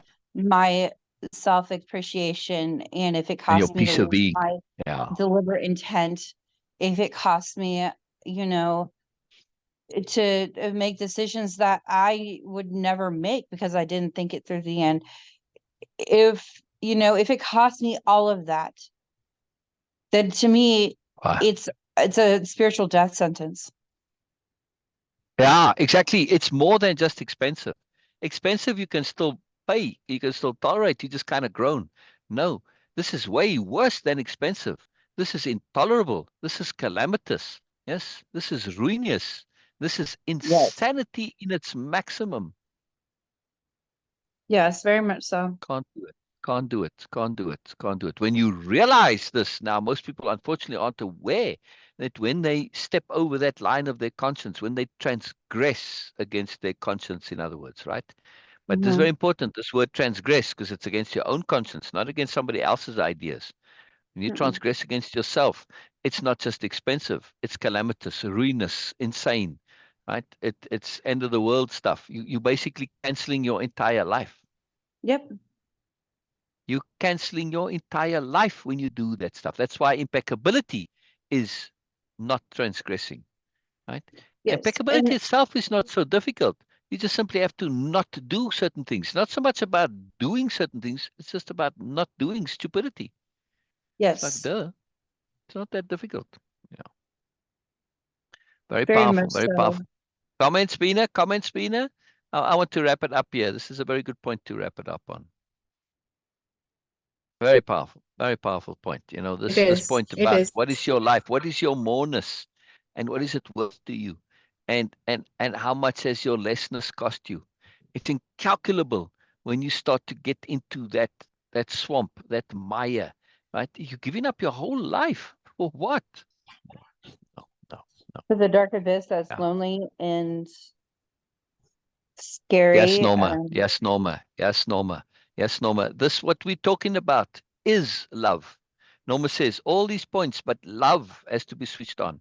Norma, yes, all of what we are talking about is what is love. Yes, love is all of the stuff. This is what love is. Yes, and it's because it's love with awareness. True love incorporates all of what we're talking about. That's true love. Most of the time, what people mean by love is just a deep liking, or saying that this is cool, this is wonderful. Love to many, it just means approval. But no, true love is everything that we just talked about. Yeah, true love is not transgressing against your character. Right? When you don't do this, you have a love for life. When you have due respect for others, which is one of the core definitions of impeccability, to give due respect, isn't that loving them, truly loving them appropriately? Yeah. Right. Yes. No, none of what we say involves not loving yourself. Oh, you mean the love in general? Absolutely. Exactly. Exactly. And that's why I use, seldom hear me use the term love in the context of Nobelia-Living and Way of Impeccability, because love is so complicated. That's one of the problems with love, that you can love everything else, but and not have that include you. And Nobelia love is completely different. With Nobelia love, you have to include yourself. You cannot love others without loving yourself. That would be insane. That would be absolutely crazy. Yeah, it just would not work on Nobelia. So this very, very, very powerful point that you make there, Norma. Thank you very much. This is absolutely crucial. And that's why I stay away from love, because love is such a complicated term and people misunderstand love. And they just means when I say I love you and I give positive feelings towards you, this makes me okay. That's what they talk about love, because really what they're trying to say is, look, I'm okay because I love you and I love everybody. You're not okay because you don't love yourself. I'm not talking about you, Norma. I'm talking about that you mentioned that some people don't love themselves, right? So love is complicated. I much prefer affection to love. Beena and I were really talking about the difference earlier, yes, and how powerful affection is. And if there's one thing that I recommend in relationships, Jessica, I think I've mentioned this to you before. I said, share affection. Yes, you were on the phone one time, and Natalie was leaving, and I think you went out and did something that was affectionate, if I remember correctly. I hope so. Anyway, Yes. I said, seems like I tuned at an intensely important moment. Every moment is intensely important when you're here, Cheryl. I'll take my opportunity and just connect things. But it's true. It really is true. I'm not just saying that to be nice and fun. But yes, it is an intensely important moment. And we're talking about love and appropriate love, and why love is such a tricky term, and why I prefer affection. Because, I love my car, and I love my cat, and I love my dog, and I love flowers, and I love all sorts of things. But yeah, I don't really have affection in the same way. Yes, okay, you could sort of say that, but it's not quite the same. When we share affection, and I can tell you something, in relationships, I've seen this many, many times, where the relationship isn't so good, and the couple are constantly at war with each other, essentially. But every now and then, or there's a bit of coldness maybe, every now and then one of them gives the other a bit of affection. Man, that affection has legs. It can last for months, if not years, just that one little moment of affection. Affection is very powerful. And if you ask them, do you think your partner loves you? They'll say, yeah, they do. It doesn't really matter. The relationship's still a mess. But when you have affection, and if you make a point to have affection be predominant, it's very hard to love and have it not be positive and wonderful and brilliant, right? We can have loves without that moreness, the kindness, the gentleness, and the appreciation that's all wrapped up in affection, right? When you could say affection is that Yes. deep acceptance and appreciation, that goes with kindness and gentleness and lovingness, all put in there. Affection is a very brilliant concept. Very brilliant concept. Yes, Cheryl, what do you think? Norma, what do you think? Hello, Cheryl. Hello, Cheryl. I'm just glad that you come every now and then. Makes me So very may I happy. say something? Say that again, May I Jessica. say something? Oh, please, please, please jump in anytime. Don't like I So, interrupt you all the time. That's our discussion here. Please jump in anytime. oh no, you're fine. Yeah. Yeah. So there was a question that I kept hearing, and this is one that I just kept pondering on for a long time. And this is when I didn't fully love myself. I didn't fully appreciate myself. I didn't fully I didn't have any sort of intimacy with myself. Or any affection towards myself. It was always everybody else. That's the I key come point. last, everybody else. Affection for So yourself. yes. So one thing that the question was that kept popping up, if you were asked to name 10 things that you love, how long would it take you to name yourself? How long would it take to what? To name yourself. Oh, how do you mean name yourself? Well, because you can, like you said, you can love anything else, anybody else. You can love an inanimate object. You could love, X, Y, and Z, but that affection with it, that comes with it, the true, pure affection that comes with it. How long would it take you to say yourself? Yes. If you were asked to name 10 things or 10 people, how long would it take you to name yourself? Well, and I thought about that for a long time. And because it kept popping up everywhere I went, everywhere I saw, everybody I talked to. And so I'm like, okay, yes, universe, yes, sense of self. Like, okay, I get it now. Yeah. And that's when I really started to learn to have that affection, that appreciation for myself. But the biggest thing too, is you cannot have, it's impossible to have that love for yourself without the true, pure, exactly, unadulterated love for yourself. without affection. You cannot have that affection towards Exactly. yourself. Let me ask Cheryl this. There's a very powerful point here, but I want to really ask Cheryl this, and also Norma, but particularly Cheryl, right? Cheryl, do you feel that you have love for yourself? And also, Cheryl, do you feel that you have affection, or do you feel affection for yourself? I'm going to ask both. Norma, is there a difference for you too? I call it tidying up before I go to sleep. Always plan to be more loving tomorrow. Yes. Cheryl said before that, affection is an effort. It is an act of intent, and it is what truly bonds us. Yes. It is a big deal. If we don't have affection, our love can quickly sour or become meaningless or become that it doesn't really matter anymore. Yes, it may keep us together, but we lose that magic in the relationship. Affection is that moreness, that magic. And when we have this for ourselves, this is Nobelia-Living. This is Nobelia-Love. Yeah. Yes, exactly. That's why I asked the question. That's why I asked you specifically, Cheryl, because if I must be honest, and of course you must be honest. It's not if you must, always. This is just taken for granted. Sorry, Cheryl. It's always in Nobelia-Living, what we are. This is like a duh. Yeah. Okay. Anyway, I'll give you a little bit of a hard time. But Cheryl says, wow, if I must be honest, not always. Exactly, Cheryl. My sense of you and what Jessica said now is Jessica's on this path to self-affection. If I truly hear Jessica, I kind of feel that you're getting there. You're not quite as far as you want to be there, but you got some of it already. Yes. Same with you, Cheryl. You're starting to feel it, but you realize I got more work to do before I really feel affection for myself. Yes. I think that Norma has affection for herself. At least I hope so. Always have work to do, and I know, but I'm accepting of that. Right. But yeah. Well, I mean, it's like when we learn something, right? I mean, like if I learn a new language, yes, there's always more to learn in the language. But at some point, I can speak conversationally, right? It doesn't mean there's not more to learn. But in the beginning, though, I mean, where we're not quite at that level of kind of competence yet. Did Cheryl just join us now? Where's participants? Let me see. I heard a ding dong. Beena.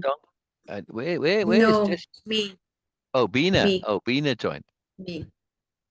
Ah, Okay. Okay. Yes, Okay. So I yes, thought maybe yes. My Cheryl had network joined is us. not. Ah, I got you. Okay. And then Norma says, also it varies when we have deep thoughts under regulation, irrigation. I like the idea of deep thoughts under irrigation. I like that. I like that. That's very cool. That's very poetic.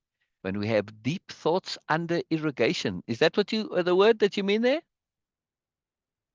Oh, deep thoughts under religion or Jesus. Ah, okay. Yes. It works under thoughts under irrigation too. All right. I'll make that my saying then. But yes, Cheryl, this is a big deal. Yes, it's a very big deal. And I like that, tidying up before we go to sleep. You know, this is a very important thing. It's actually part of Way of Impeccability, Norma, that at the end of the day, we tidy up the day. We tidy up our thoughts, our emotions, our intents, our understandings, our awarenesses, our appreciations. Yes, it's very important. Same thing in the morning, bookends, bookends. In capital H, hearing, there are specific sessions and modules on precisely this, the bookending of our interactions. Whether it be good morning, good night, or hello and goodbye, doesn't matter. Those bookends of something that is in between, and critically important. Cheryl says, my awareness is quite keen in this area. I can see when I'm being unloving towards myself. I feel it. And I'm getting better at getting back on a more loving path with myself. And yes, Cheryl, and what is going to help tremendously, which is why I asked you that question so specifically, you, Cheryl, my understanding of you, is that if you include this awareness of affection toward yourself, because you are acutely aware of the power and magic of affection in relationships, but you are only seeing it as in external relationships, with friends and loved ones. But when you include the relationship with yourself, man, I got to include this affection in the relationship with myself also. Right, Cheryl? Yeah, or at least more so. Yeah. It's going to transform the self-love journey. Yes. I went from not being able to be alone with my own thoughts without them turning the most inappropriate way. Yes. So Yes. now I can be alone with myself and enjoy my alone time and enjoy being with myself, Yeah. and to show that self-care, anything, whether it means taking a nap when I need it, or anything else. Like Yeah. there's Yeah. even if, like, when I was in my state of depression and things like that, I learned that was situational. That was not a mental thing for me. It was very much so Yeah. situational. Yeah.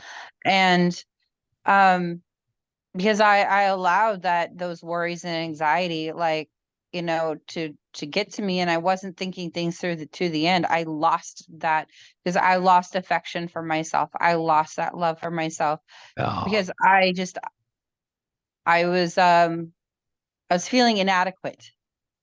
Yeah. And so when I was feeling that way, and it was even it was also the time too where I wasn't so very affectionate or nice to Natalie. Yes. And you remember me talking to you about that, Yeah. like how Yeah. I realized that it wasn't a her Yeah. thing, it was literally a me thing. And Absolutely. It's always me. It's always me. yeah, Yeah. and Yeah.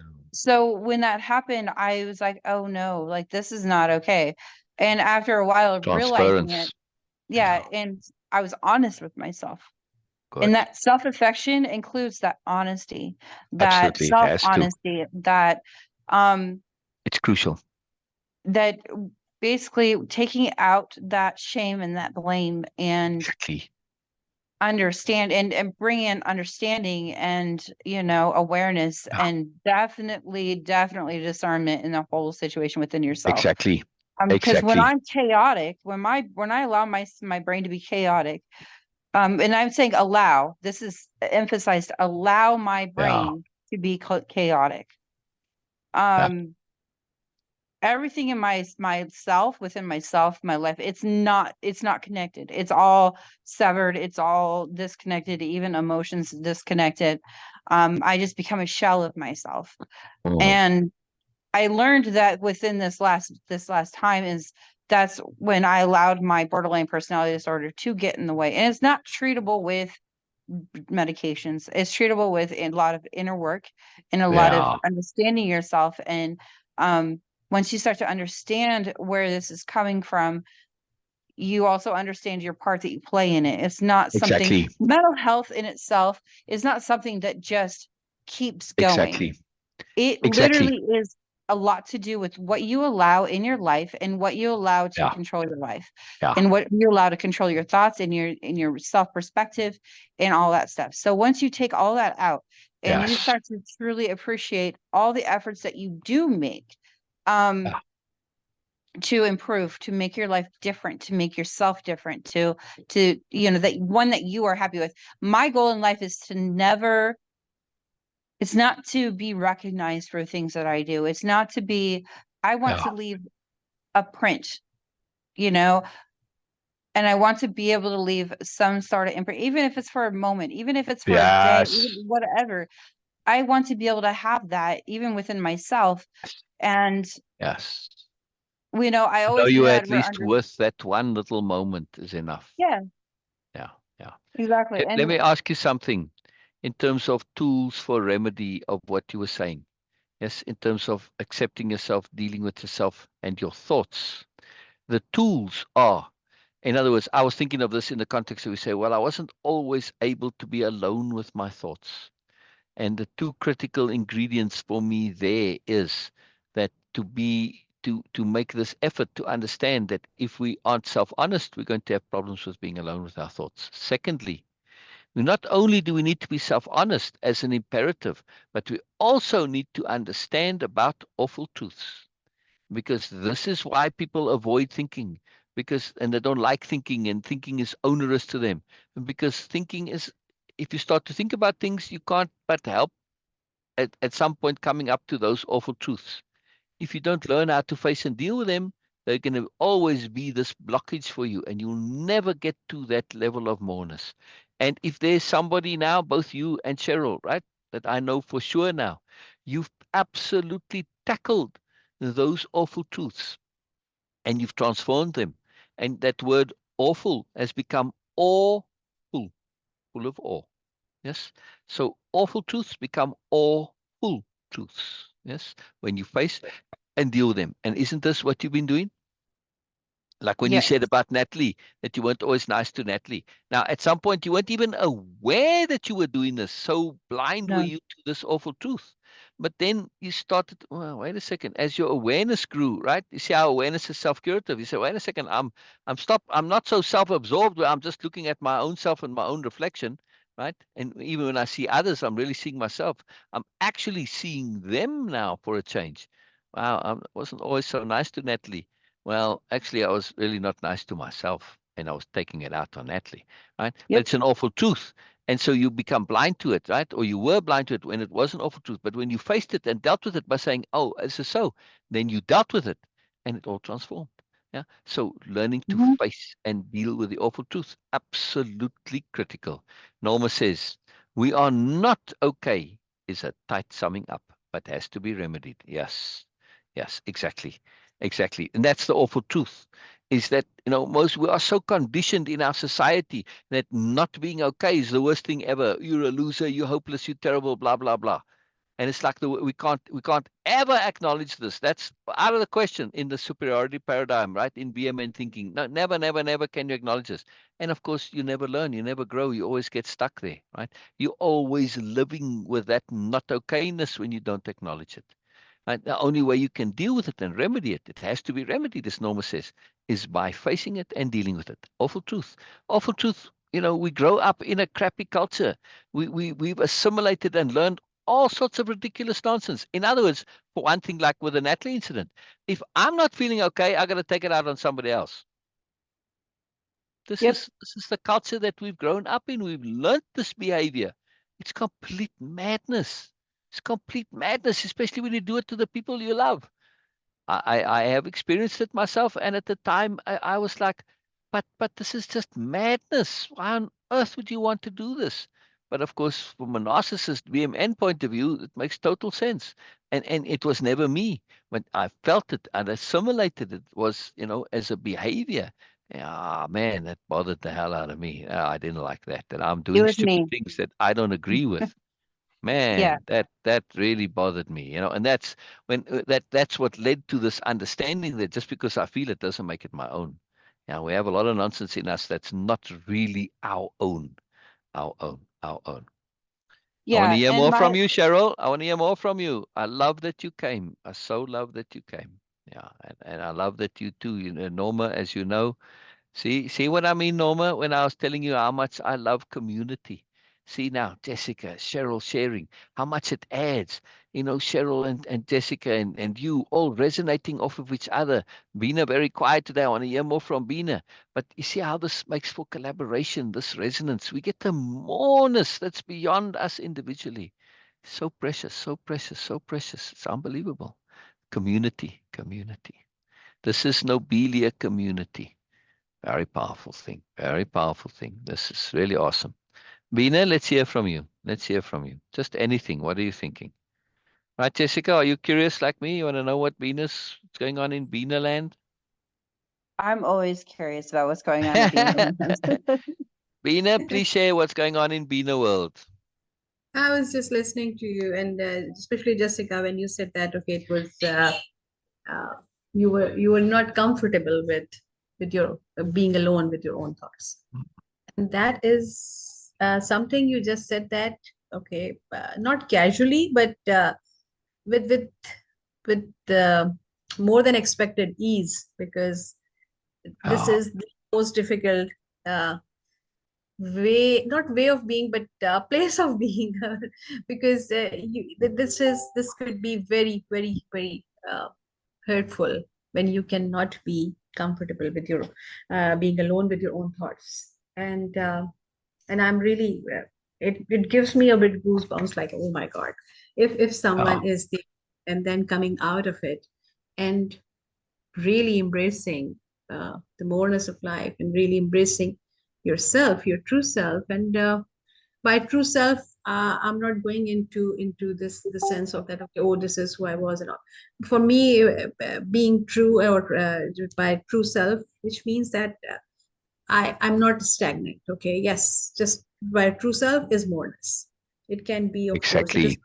it's not just, okay, yeah, Exactly. this is with whom I just bond with, or this is what I was been in my life and I never said to anyone. No, it's not. It is, yes, it is included, but it is more than that. It is the potential, it is the possibilities, because this is how we see things through way of impeccability lens, and of course moreness lens. So yes, that is something really, really valuable when someone can share about these things in past tense. I was really, really listening to you when you were saying that. And of course, more than that, even before, everything you were sharing is the the consequences of just being in contact, just being connected, just being in the process of sharing with Yeah. someone else. Of course, like Syl is on his own journey. We all are in our own path. But when we share, when we connect, we Oh, create this. exactly. And when Exactly. you come and you share, you created, you bring so much more Yeah. to what we had at that moment. And of Yeah. course, when Syl start sharing, we get more what we had before that. And the same with Cheryl, and the same with Norma, and same with anyone. This is the power of connectivity, capital C connectivity. You don't need to Yeah. connect every single day, as Syl was saying that, or like you have to share every activity, everything in your life. No, you don't need to. Yeah. But when you connect with moreness. When you Yeah. connect, actually connect Yeah. with your yes, with your, of course, with your understanding, with your consciousness, with your soul and heart and mind. And Yes. this is where the moreness actually get bigger and bigger and bigger. And this is what was I was observing in this moment. So you asked me to share my poem, and I shared it on my Please. timeline because you reminded me It's a woman's thing. Oh, very It good. is not Okay, limited to woman thing. correct, Absolutely not. But I just shared that as because it correct. just came by attainment. So All right, wonderful. Let me then go there. I want to read and Beena's please share poem. screen because you created a video and then you of course you Oh, read. oh, oh, oh, oh, wow. Okay, Yeah, so please. okay. All right. This is most magical. This is very cool. Okay, one moment. Let's get all this done here. Wow, I forgot about that. We'd made a video out of it. You Ah, made that. all Yes. right. Well, either way. Will you admit to whoever that is, please? I No, know I it is. cannot. Oh, you I can't? can Oh, no. oh, Because oh. I dropped and I then and just logged in again. So Oh, right. Okay. Okay, we got wonderful overlap. oh yes. Oh God, yeah, sure, yeah. Yes, Yes. got all Hello, sorts sure. of smartness going on today. Hello, sir. Hello, sir. Hello, sir. Hello. All right, so Cher, we're finishing up the live for today, but we've Oh, got Jessica here and Norma here and Cheryl is here. Everybody's here, but well, I'm hello, going to end everybody. end the live because Yes. we've been talking about self-love, self-appreciation, self-acceptance, and self-affection. Very Yes. powerful. Oh, And the reason why self-affection is so powerful is because there is a difference, major difference between affection and love. It's a big deal. Yes. It's a huge difference. Now, I don't want to go over the whole topic again, but I want to share something that Beena wrote.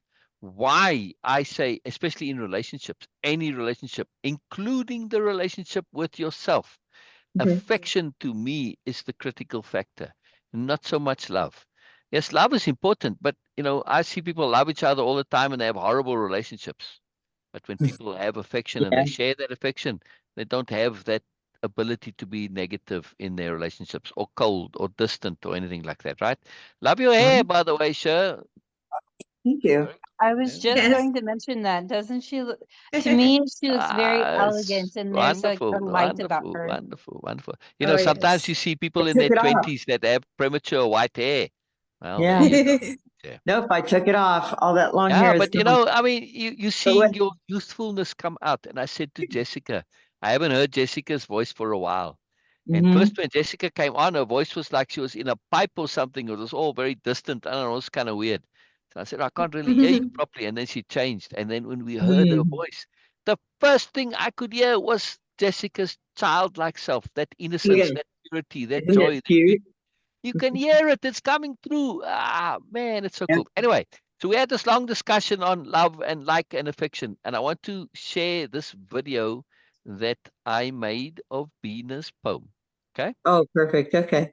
Yeah. So let me do screen share and screen share. And I must turn on the audio. Where's those options so that you guys can hear it too? Yes.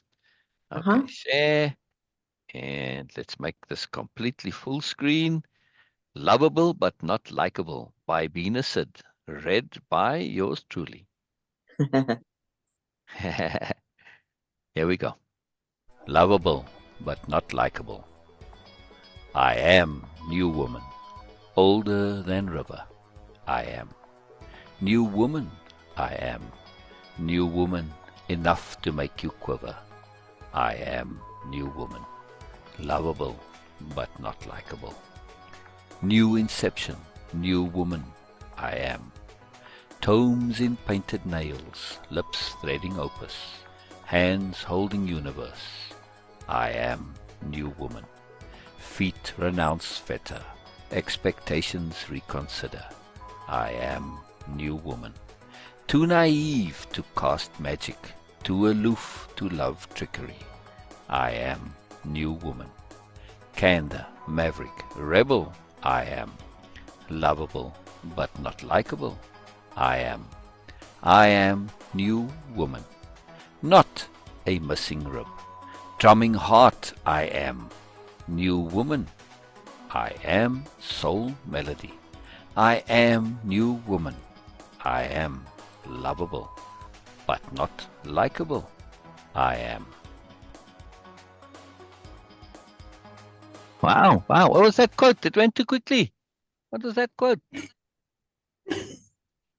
Wow. Wow. Wow. Wow. Wow. Wow. Wow. It is amazing.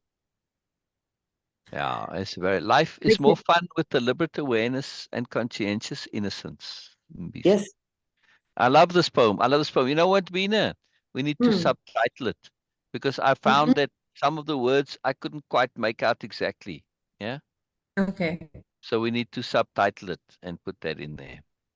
But yeah, it's a very Okay. powerful poem. This to understand that yes, I'm a new woman and this whole or new man, but I'm not necessarily likable in my Yes. newness. Not everybody's going to In- like it, but that's too bad. Yes. I'm lovable, right, sure? Yeah. Um, Exactly. I'm still just I'm in awe of that phrase "new woman" because Yeah, yeah. today being International Women's Day, we're talking Oh about really? Oh really? yeah, Wow! yeah. Today is Wow! International Wow! Women's Day, Wow! Yeah. Wow! and I thought that's why you were reading it, because Yes. people No, it just recognize came up from the No, conversation. no, no, Yeah. sure. It came in the conversation with Jessica, and he asked me, and then I shared. When I was sharing it on my timeline again, I wrote that like 2 years ago. So when Yeah. I was just posting it, then I said, "Okay, Happy Women's Day." So it was not because of that. No, it's a But Yeah. where I 2 year. was going is where I was going with that is that no longer. I mean, I guess it goes for men too, but I'm focusing on that topic of women. Yeah. We are no longer defined in the way that we once were, Exactly. regardless of our journey. But I'm just talking Yeah. about time and the transition and society as a whole, the world as a whole.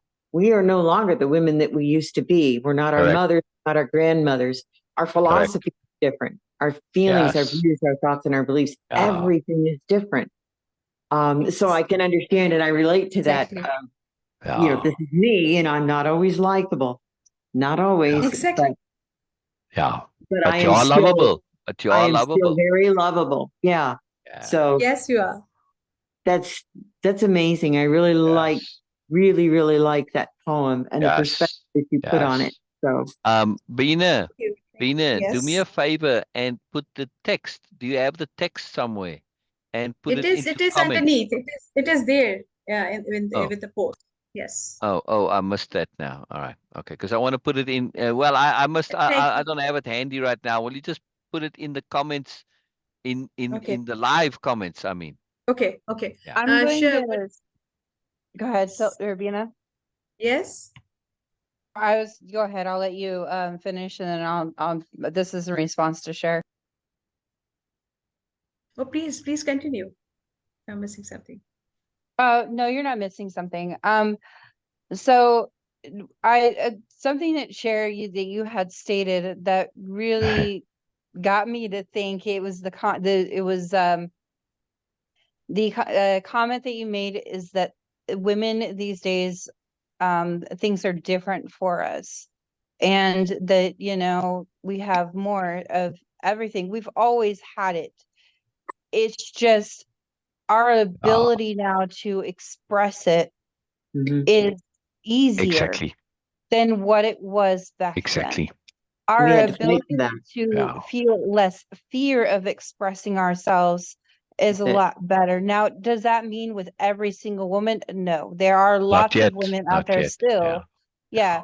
who have that inability to express themselves, who are Yeah. scared to express themselves. Yeah. And with this continuous sharing and sharing with whoever, whether it be the world, whether it be an individual, whether it be somebody that we don't know off the street, because I do that a lot lately. I've been sharing a lot with people. Yeah. Um, Yes. Yes.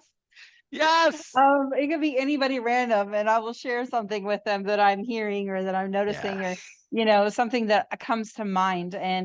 Um, and sometimes, yeah, I may sound like I am just done lost my marbles. And just with the way I thought about Cher when she first shared everything with me, I'm like, okay, what kind of cult is she Yeah. in? Yeah. But no, I literally thought my mom was in a cult. But anyways, no. And so I do share. I will do that, but I share it also with those who don't don't think that they have a voice, do not feel that they have a voice. And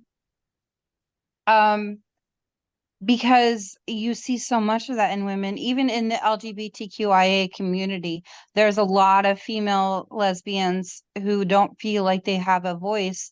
Yeah.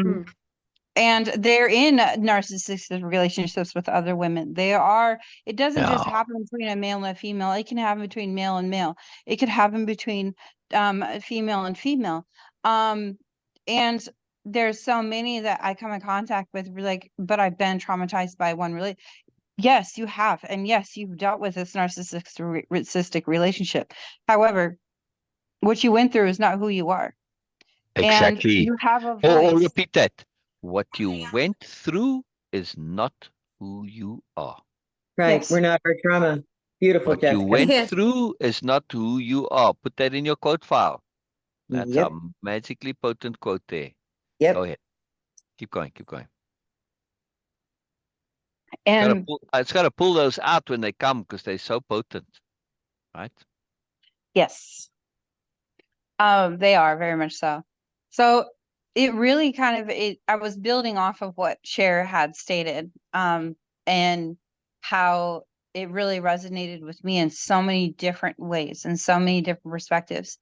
But there's a difference. There's a huge difference between using your voice for a purpose versus using for an appropriate purpose versus using your voice for an inappropriate purpose. Yeah. And that's what I chose with my director yesterday, was using my voice for appropriate purpose. I did not degrade myself. I did not undermine myself. I did not, any of that stuff. I used my voice in that moment in an appropriate manner, and I said, duly noted, thank you. Instead of saying what was screaming at me in my mind was to tear this man down because he is a man and he's arrogant. So I was able to use that voice in that moment to remain my dignity, to keep my own dignity, and to not take it on a personal manner, and to understand that, yes, they have their rules, they have their policies. And should out of the word. Do I feel like it would help if they Nice. understood and had seen and could see and could hear what's going on? Yeah. Would be much appreciated. However, that's not always the case. So therefore, I have to and I'm not even demeaning or putting myself lower than him. I just kept emotion out of it and I said, duly noted, thank you. And Wonderful. in the past, though, what I would have initially thought was, because of being told that my voice didn't matter growing up and things like that. In the past, what I would have done was tell myself that I'm inadequate, that I can't do this. Yeah. Or go into this righteousness mode of defending myself. Yes, that's what I said to you in the And beginning. that's a completely inappropriate reaction. Yeah. Right? That you lost that defending of yourself all the time. When we do that, it frees us up so much. It's incredible. It's absolutely powerfully incredible. Huge. I want to read in this poem again here, because I want to read it where we can see the words. You can read this on the screen share? Well, no, if I scrunch it up, but well, you're on a phone. Yeah. I mean, if you're on a computer, on a phone, it will be difficult. Yeah. Well, let me make it full screen and see. Full screen puts it all on the side. I don't know if that helps it or not. Does it? I will. No, it doesn't. Okay. But it's okay. It's okay. All right. Anyway, so Beena says this. Actually, Beena, you need to read that what you said there, not me. Then I'll read the poem. Will you read what you said, please, Beena?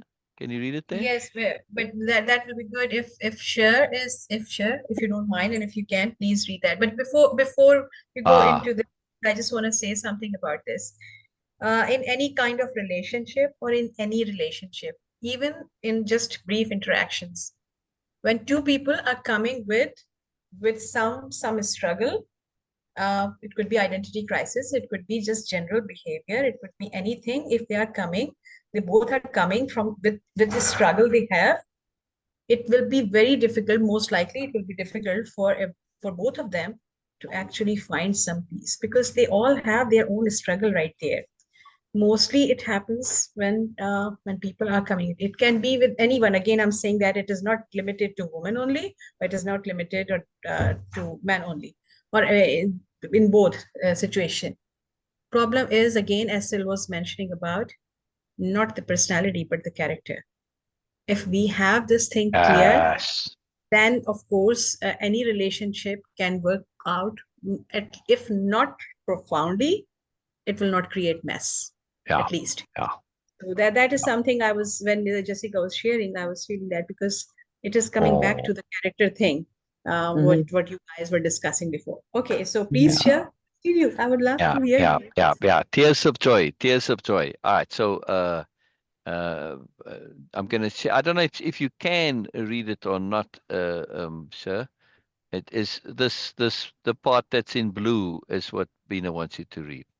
No, it's all Yeah. blurry. Okay. No, Yeah, no it's worries blurry. then. Yes, it's for me. Yes, Okay. Will please. you read it then, please, Beena, and then I'll read the poem. Okay, so before I said, okay, this is more than a poem to me. This understanding, capital U understanding, this Yes. awareness of being likable and being lovable are two entirely different concepts or realities, was huge and transformative for me. A bit difficult to accept in the beginning, but later, as I thought more about it, not only I accept it, but embrace it fully. That is something, Wow. yes, before Wow. writing that, even the process was, it Yeah. was not fun, because the idea was so entrenched in me that we have to be not only lovable, but also likable. That was so Yeah. much into me. And realizing Yes. that this is not the Yes. case, and it is not going to happen with everyone in every situation. And it is okay. That okay part comes very late, but just realizing Yeah. that it's Yeah. not there. Okay, Yeah. I'm not likable for everyone. Yes, I'm lovable, because I cannot doubt about their intentions or what they are sharing with me. Yeah. But likable is completely different. And then, of course, the Yes. introduction started, and I was thinking about my own liking and Yeah. my loving someone. Then I Yeah. realized that, oh, it's Yeah. perfectly okay to not be likable, and I'm not here To be to like. be likable. Exactly. I'm not Exactly. here to be likable. Exactly. I'm not here for that. In this life, I mean. By here, I mean Exactly. that, okay, universe, in this life, Yeah. as a person, I'm not here to be likable by anyone. Yes. This is not Yes. my thing. And Yeah. that was the transformation happened. That was the real piece of being, when you said, okay, yes. So it's an, I don't know, I must say that it's a next level of peace of being. Yeah. First, you Yeah. just, okay, yes, I am Yeah. okay, I'm good, I'm happy with myself. But when you Yeah. realize I'm not obliged to be likable by anyone, Nope. that Nope. that was the Nope. next level Nope. Nope. transformation for me. And it's not a life intent either. Exactly, It's exactly. one of And those that assimilated life intents that we have that exactly, exactly. we should And be likable. No, no, no, no. no, no. And That's Lovable, also what yes. that happened was the yesterday. moment, I must say Yes. that, okay, last 2 Yes. years, okay, in 2022, I wrote this poem. That from that moment till now, Yeah. the growth, I if I observe it as someone independent individual, okay, neutral, it is exponential for me. Yeah. Yeah. Just to comment here quickly, talk about the comments. Sorry, Norma, didn't mean to make you cry if it was me, but it's just your good heart, your beautiful heart, Norma. And Norma says, what about temporary or small dislike hiding in love? That's exactly the deep point here. That yes, sometimes I can love you dearly and I can be loved dearly, but you don't have to necessarily like me to love me. Right. So Uh-huh. it's part of Yes. the implication here. Right. And this is a big shift. Yeah. Because when I'm not likable, sometimes I'm doing what's right. I'm doing what's good, but not necessarily nice. It's like Mm-hmm. my children. Exactly. I want my children to love me, but they aren't always going to like me because I know I'm going to do things, especially when they're little, that they don't Yes. understand. They don't comprehend. It's good for you, but not nice. Okay, I love you, Yes. but I don't like you. It's temporary. All right. I mean, if you have a really good relationship with your children and you're a really good parent, that not liking it isn't gonna it's gonna be Ultimately. temporary, as you say, Norma. So Exactly. yeah, it's a temporary thing typically, and it's not an issue. But if we are hung up on being likable, it becomes an issue and it can destroy a relationship. Yeah. So it's very important, this distinction. Yes. And like Cheryl says, I'm not here to be liked. That's awesome. Yes, Cheryl, it Exactly. is. It is. It also destroys your relationship with yourself when you try Exactly. to be Absolutely. likable. Exactly. You Exactly. know, to Exactly. everybody, you lose yourself. You lose Yeah. that relationship Yeah. with yourself. You lose Yeah. that self-acceptance. But Absolutely. also share, Yeah. Norma did share it in chat, by the way. Did share what? No, I said Norma shared the poem in chat, by the way. Oh, I did. brilliant. I did. Oh, And I did that. Beena. Okay. Either Yes. way, That's somebody one did. check. Somebody did. Thank you, everybody. Yes. Because I just wanted to be there to read. That's why I want to read it again now. I meant Because Beena. to Yes. see the words are very important. Because some of them weren't easy to grab. And beside which, I just want to repeat the poem. It's just a wonderful poem, right? So I want to have it both the audio and the visual. All right. So here's this magical poem of Beena's called Lovable, but Not Likable. I am new woman, older than river.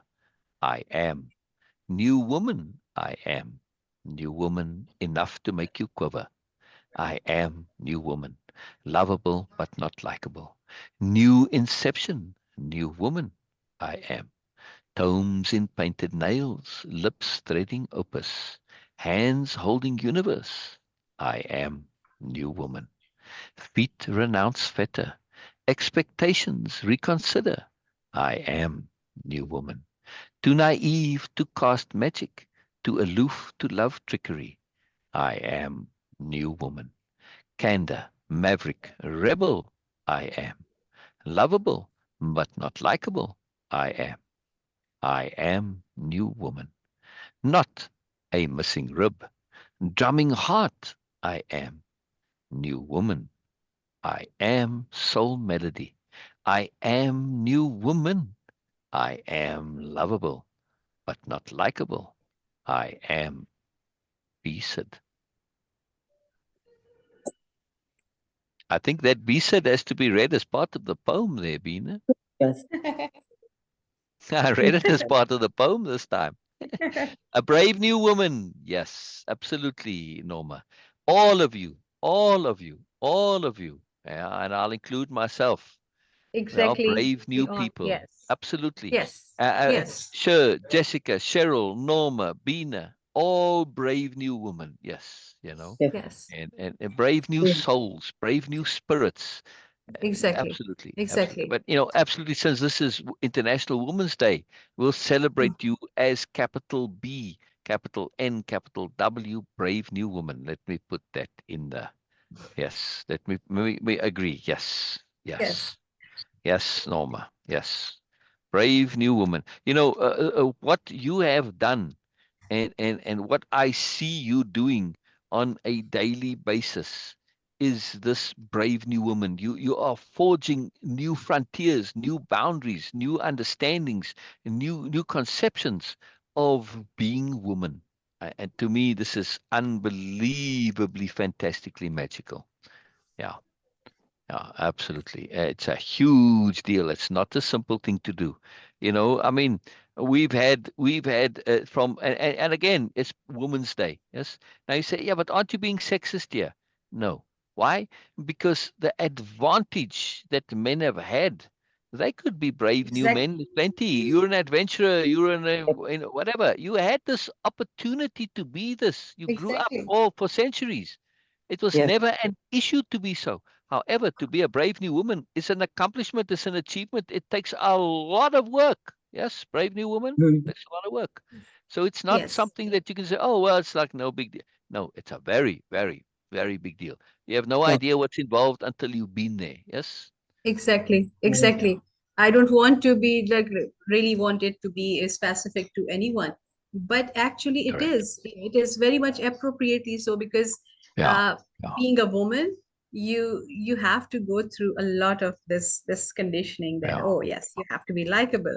You cannot raise your voice. You cannot be harsh. You cannot do this. You cannot do that. You have to be nice all the time. So being nice Yeah. is a constant pressure. It actually really, really mold your personality into something else which you never want to be, and also yeah, which you actually never been. So, and That and is that such a is why we conundrum. need, Exactly. And that's why we need, it's like you need a force to get out of that.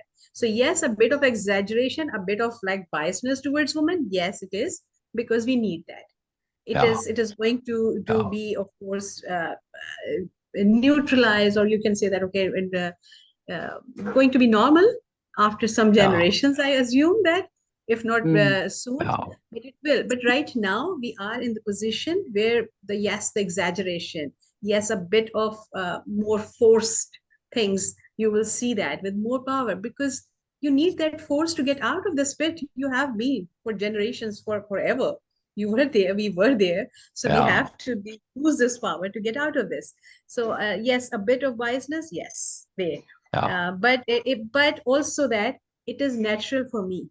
I love being a woman. I really love. Yes. I Yes. accept and embrace that. So for me, it's Yes. not something I need to justify, or I need to do something else Yeah. to be a good human being. I love being a woman. I really love, and I really embrace all my Yeah. Yeah. qualities which I have innately in me. This is so powerful for me. So Yeah. I really love to be in this position. And of course, yes, I'm going to talk about from my narrative. This is my narrative. This is who I Yeah. am, Yeah. Yeah. and this I'm not feeling ashamed of. But yes, also I accept that yes, we are in a phase where we are using, and we need to use a bit of force, a bit extra, a bit Yeah. of bias. Yes. Yeah. Yeah. Very important. Very important. Cheryl, your comment got swallowed up there somewhere. Cheryl said, she asked who was speaking. It was Jessica who was speaking. Yeah, Oh Norma's yes. not on Zoom. Norma was just commenting. Yeah, but making wonderful comments. Not, I shouldn't say just. Norma makes fantastic comments. And so Cheryl says, who is speaking, Jessica? Your statement about thoughts of inadequacy struck a nerve with me, and I share those thoughts as well. It leads me to having trouble getting enthusiastic about anything. So I ask myself to make a choice to not allow myself to inhibit my own joy. Some days I am successful, some days I am not, but I do not stay in that bubble for long. I think Mhm. it's also crucial to forgive myself. I would say on that, Very, yes, everything you say is very. really powerful. I want to make one amendment there, Cheryl. It is crucial to understand yourself. Yes, sir. Yeah. Yes. Right. When you understand, Absolutely. forgiveness becomes a non-issue. Right. If you focus on forgiving, it becomes problematic because it can be a bit of a square circle forgiving, and it's very complicated forgiving. When you understand, forgiving becomes a non-issue. Right, sir? Yes. Right, Exactly. Yes. Jessica? Um, I wanted to say something on that. Please, please, All please. right. I really, first off, both all of you girls for sharing what you are. I mean, there's a lot of honesty going on here. That's so But beautiful. what came to my mind was that, Beena, you said you love being a woman and everything about that. And I'm kind of wondering if the other rest of us who have been through some really severe experiences that changed for us, it took away that pleasure of being a woman for us. We are now, Yes. as I see it, I am now on that path of rediscovering what and redefining what being a woman means to me. Yes. So I really resonated with what Cheryl said and with what Jessica has said too, and I'm sure Norma. Yes. Yeah. But Yes. yeah, it's just it's something. It's wonderful. It's a great journey, but at the same time, it's very it's filled with these different potholes that I Yes. drop Yes. into every now and then, where you just look around and you feel kind of yuck, and you feel kind of what's the word I'm looking for? Just not up to par, basically. You Yeah. know, Yeah. Yes. Yeah. Yes. not up to it, not up to where we would like where we see ourselves to be. Yes. So at that moment, then I just drop my expectations of what it is I'm looking for. Yeah. And I just Yeah. reset, and I reset my intent to just say, all right, my intent in this moment is to accept myself, meet myself exactly where I am right now, so that I can appreciate Yeah. Of what I've course. come through, what I've done, and how much I've learned about what it means being a woman for me. Because Yeah. Yes. for Yes. everybody, it's different. everybody, Exactly. and I admire it. I just love it when I hear Beena talk about it, because I always think, oh, that's where I want to be, but that's not where I'm supposed to be. Yes. Yeah. I'm not Yes. Beena, so that's not where I'm supposed to be. Yeah. Yeah. The only place you're Yes. supposed to be is where you are. Yeah. Rich, yes, Yeah. absolutely sure. I'm okay. I cannot say that. Okay, I completely understand that. But yes, I am feeling, because I know some part of it, and of course I have seen that it's not all the la la land everywhere. I know that, okay, what's going on and what is happening with women in my country, in my society, in everywhere also. But it doesn't Mhm. come from women. It is not coming from me being a woman. Me being a woman is completely different than whatever is happening. People are making those things that, oh, it is exactly like if you are wearing a beautiful white gown like silk or chiffon, and you are walking, and suddenly a car pass by, just splash a whole mud on you, what you are going to do? Does it going to change your personality right there? No. Mhm. You are going to still be that woman. You are going to Yeah. be still that person. But I would Yes. dance in but that mud. problem the problem is that the guy or whoever just splashed that whole thing on us. We get stunned in those moments. Instead of, okay, yes, whatever you are doing is not going to harm me or affect me, I'm just going to get rid of it and it's still going to be same. The problem with us, because of course so many torture and things and torturous things and conditioning, we start getting blaming ourselves for that. Yes. And that's why Oh, I was saying that we cannot understand our true self until we get rid of the guilt. Right. yes. Everything they did to us, they created a guilt in us that, oh, it was me. No, being a woman has nothing to do with all those Right. nonsense you guys were doing. And that is something we need to keep reminding ourselves. It has nothing to do with my being a woman. You were doing this because you were nasty person. You Yeah. were a narcissistic person. As a person, you were doing really mean, bad, nasty things to the other person, not a woman. But you were blaming it to me because of my innate softness, because of my innate gentleness. And what we did, instead of getting rid of that whole stains on our from our clothes and from our body and face, we start blaming ourselves. Oh my God, Oh, Mhm. this is what happened. And keeping it. I know that it's not easy, share, and especially about you, I can say that my talk can be just talk, because I know that what Yeah. you have been through, at least a bit of it. And then this is oh, the most horrible thing I have ever heard. So I know that you are the most strongest person I have ever come to know, really, because that's why I really admire oh. you. For me, you are that same person which I, when I first saw, and I said, oh, she has that fellow around her, the white hair. I really love her. For me, you are that same woman still, because Aw. and I think Yes. that, okay, you are glowing more because the way you collected yourself again, the way you are doing these things, Yes. it is unimaginable for majority of us. Yes. Yes. Really unimaginable. Yes. And So what sure, Bina you just are said really, about sure, just real quickly, yes, for me yes, personally, from knowing, it also applies to Cheryl, Jessica, Norma. Oh, yeah, it does. yes, Well, and Yes. That's our this is something I'm resilience. going to, yeah, exactly. And this is Incredible. what I'm going to share as in a different perspective as Cher's child, as her youngest, as well as her only daughter. Um, Oh. Cher and Yeah. I had shared a trauma bond for a hot minute, and we still do, but we've learned to, Oh. instead of making it an unhealthy thing, we've learned to make Exactly. it Be careful healthier. of that thing with trauma bond. It's Yes, dangerous. yes, we It's a have yes, very learned dangerous to storm. create a healthy boundary between that. It took Oh. us quite a few years, but we've learned to create a healthy bond and a healthy boundary. Now, Mhm. what really started that though was me seeing Cher as an individual, not my mom, not the person I went through a yes, bunch of trauma with, but as Right. the woman that she is and the creator of her own universe, the um creator of her own sense of self, the, you know, seeing her going from complete utter darkness to this, I see her pictures, I see her I Yes. hear her and the growth, and Yes. you know, I am very proud of her growth. I'm very proud of the Yes. things that she like Biena said, like, you know, the fact that she would fall but pick herself right back up every single time.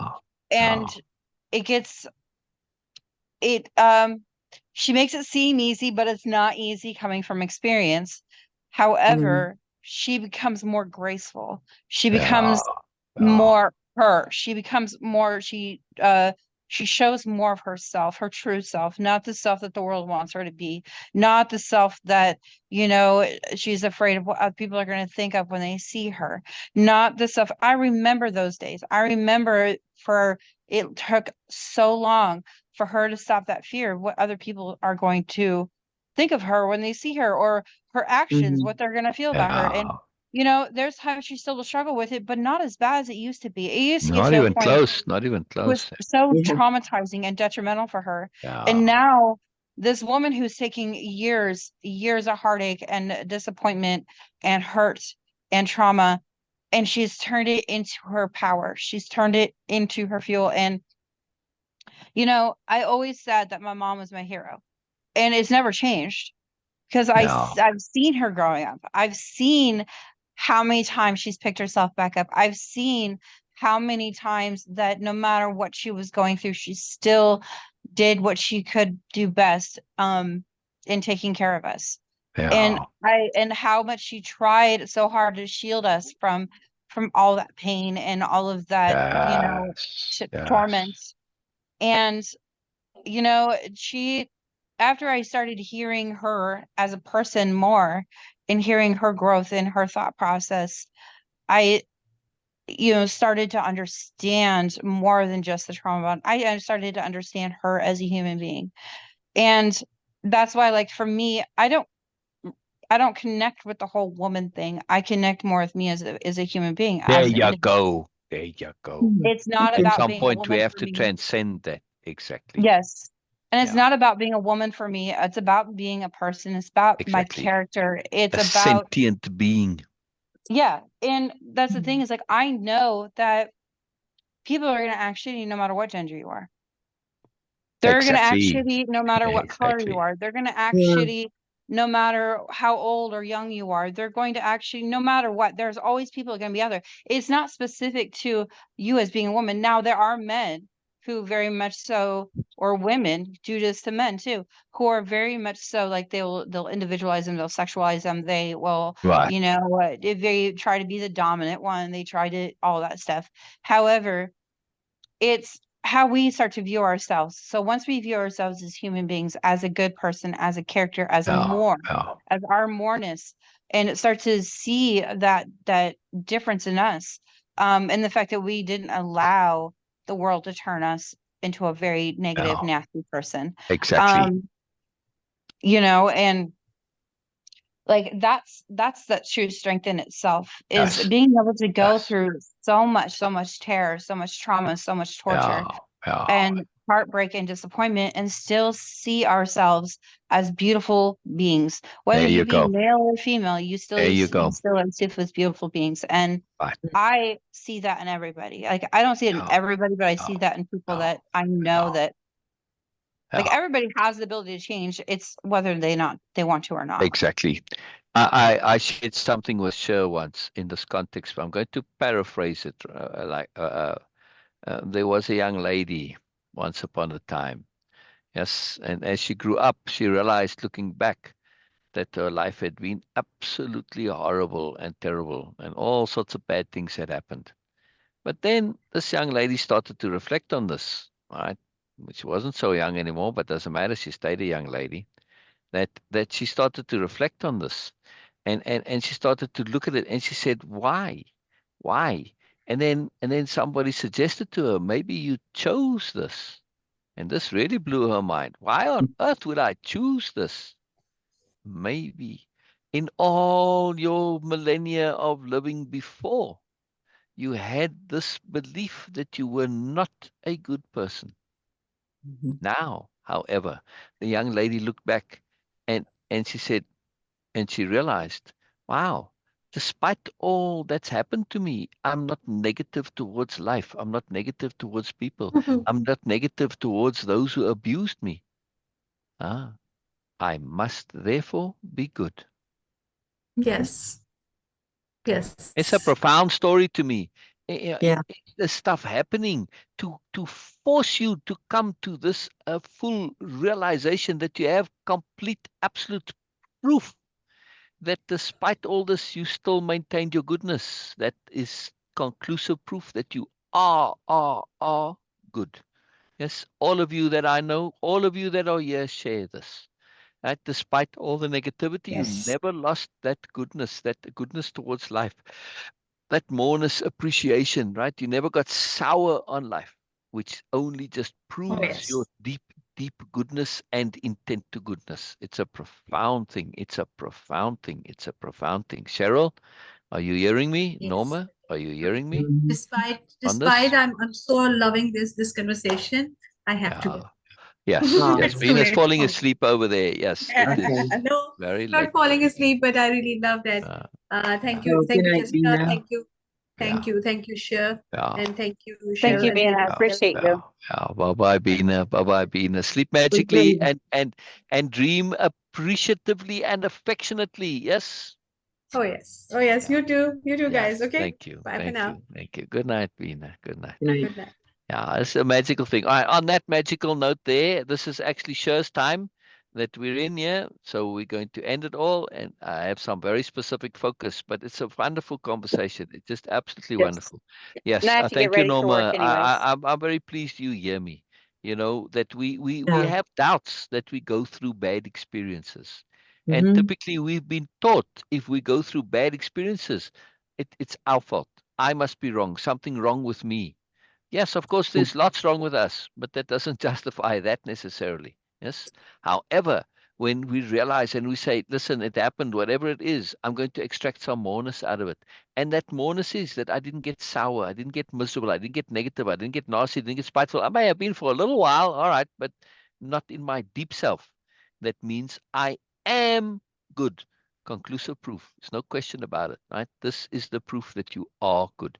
And if anything, I wish that people who go through this carry this understanding with them, right? As a deep Yes. takeaway from those experiences, that you come to realize you are intrinsically deep in your real self. You are good, no matter bloody what. Mm. Yes, can't take that Um, goodness away from me. Can't steal it from me. yes. Can't, And one can't. thing really quick I want to Sure, before sure. I Go ahead. leave, because I have to get ready for work anyways. But I was just enjoying this too much and I looked at the time like, oh Yes, yeah, I gotta get ready for work. yes, So yes. what I was gonna share is the same thing I shared earlier with you, Syl, is and Beena and everybody else who's involved with this, but I wanted to share it so Cher hears it too. Is that the other day, and I was talking about how I'm learning that my past doesn't define me and it doesn't define myself and the negativity. It can't I'm learning to let that go, especially with my traumas. So the Yeah. other day when I was speaking with, I think it was yesterday, I was on Snapchat with CJ and we were on video and I looked at his hair Wow.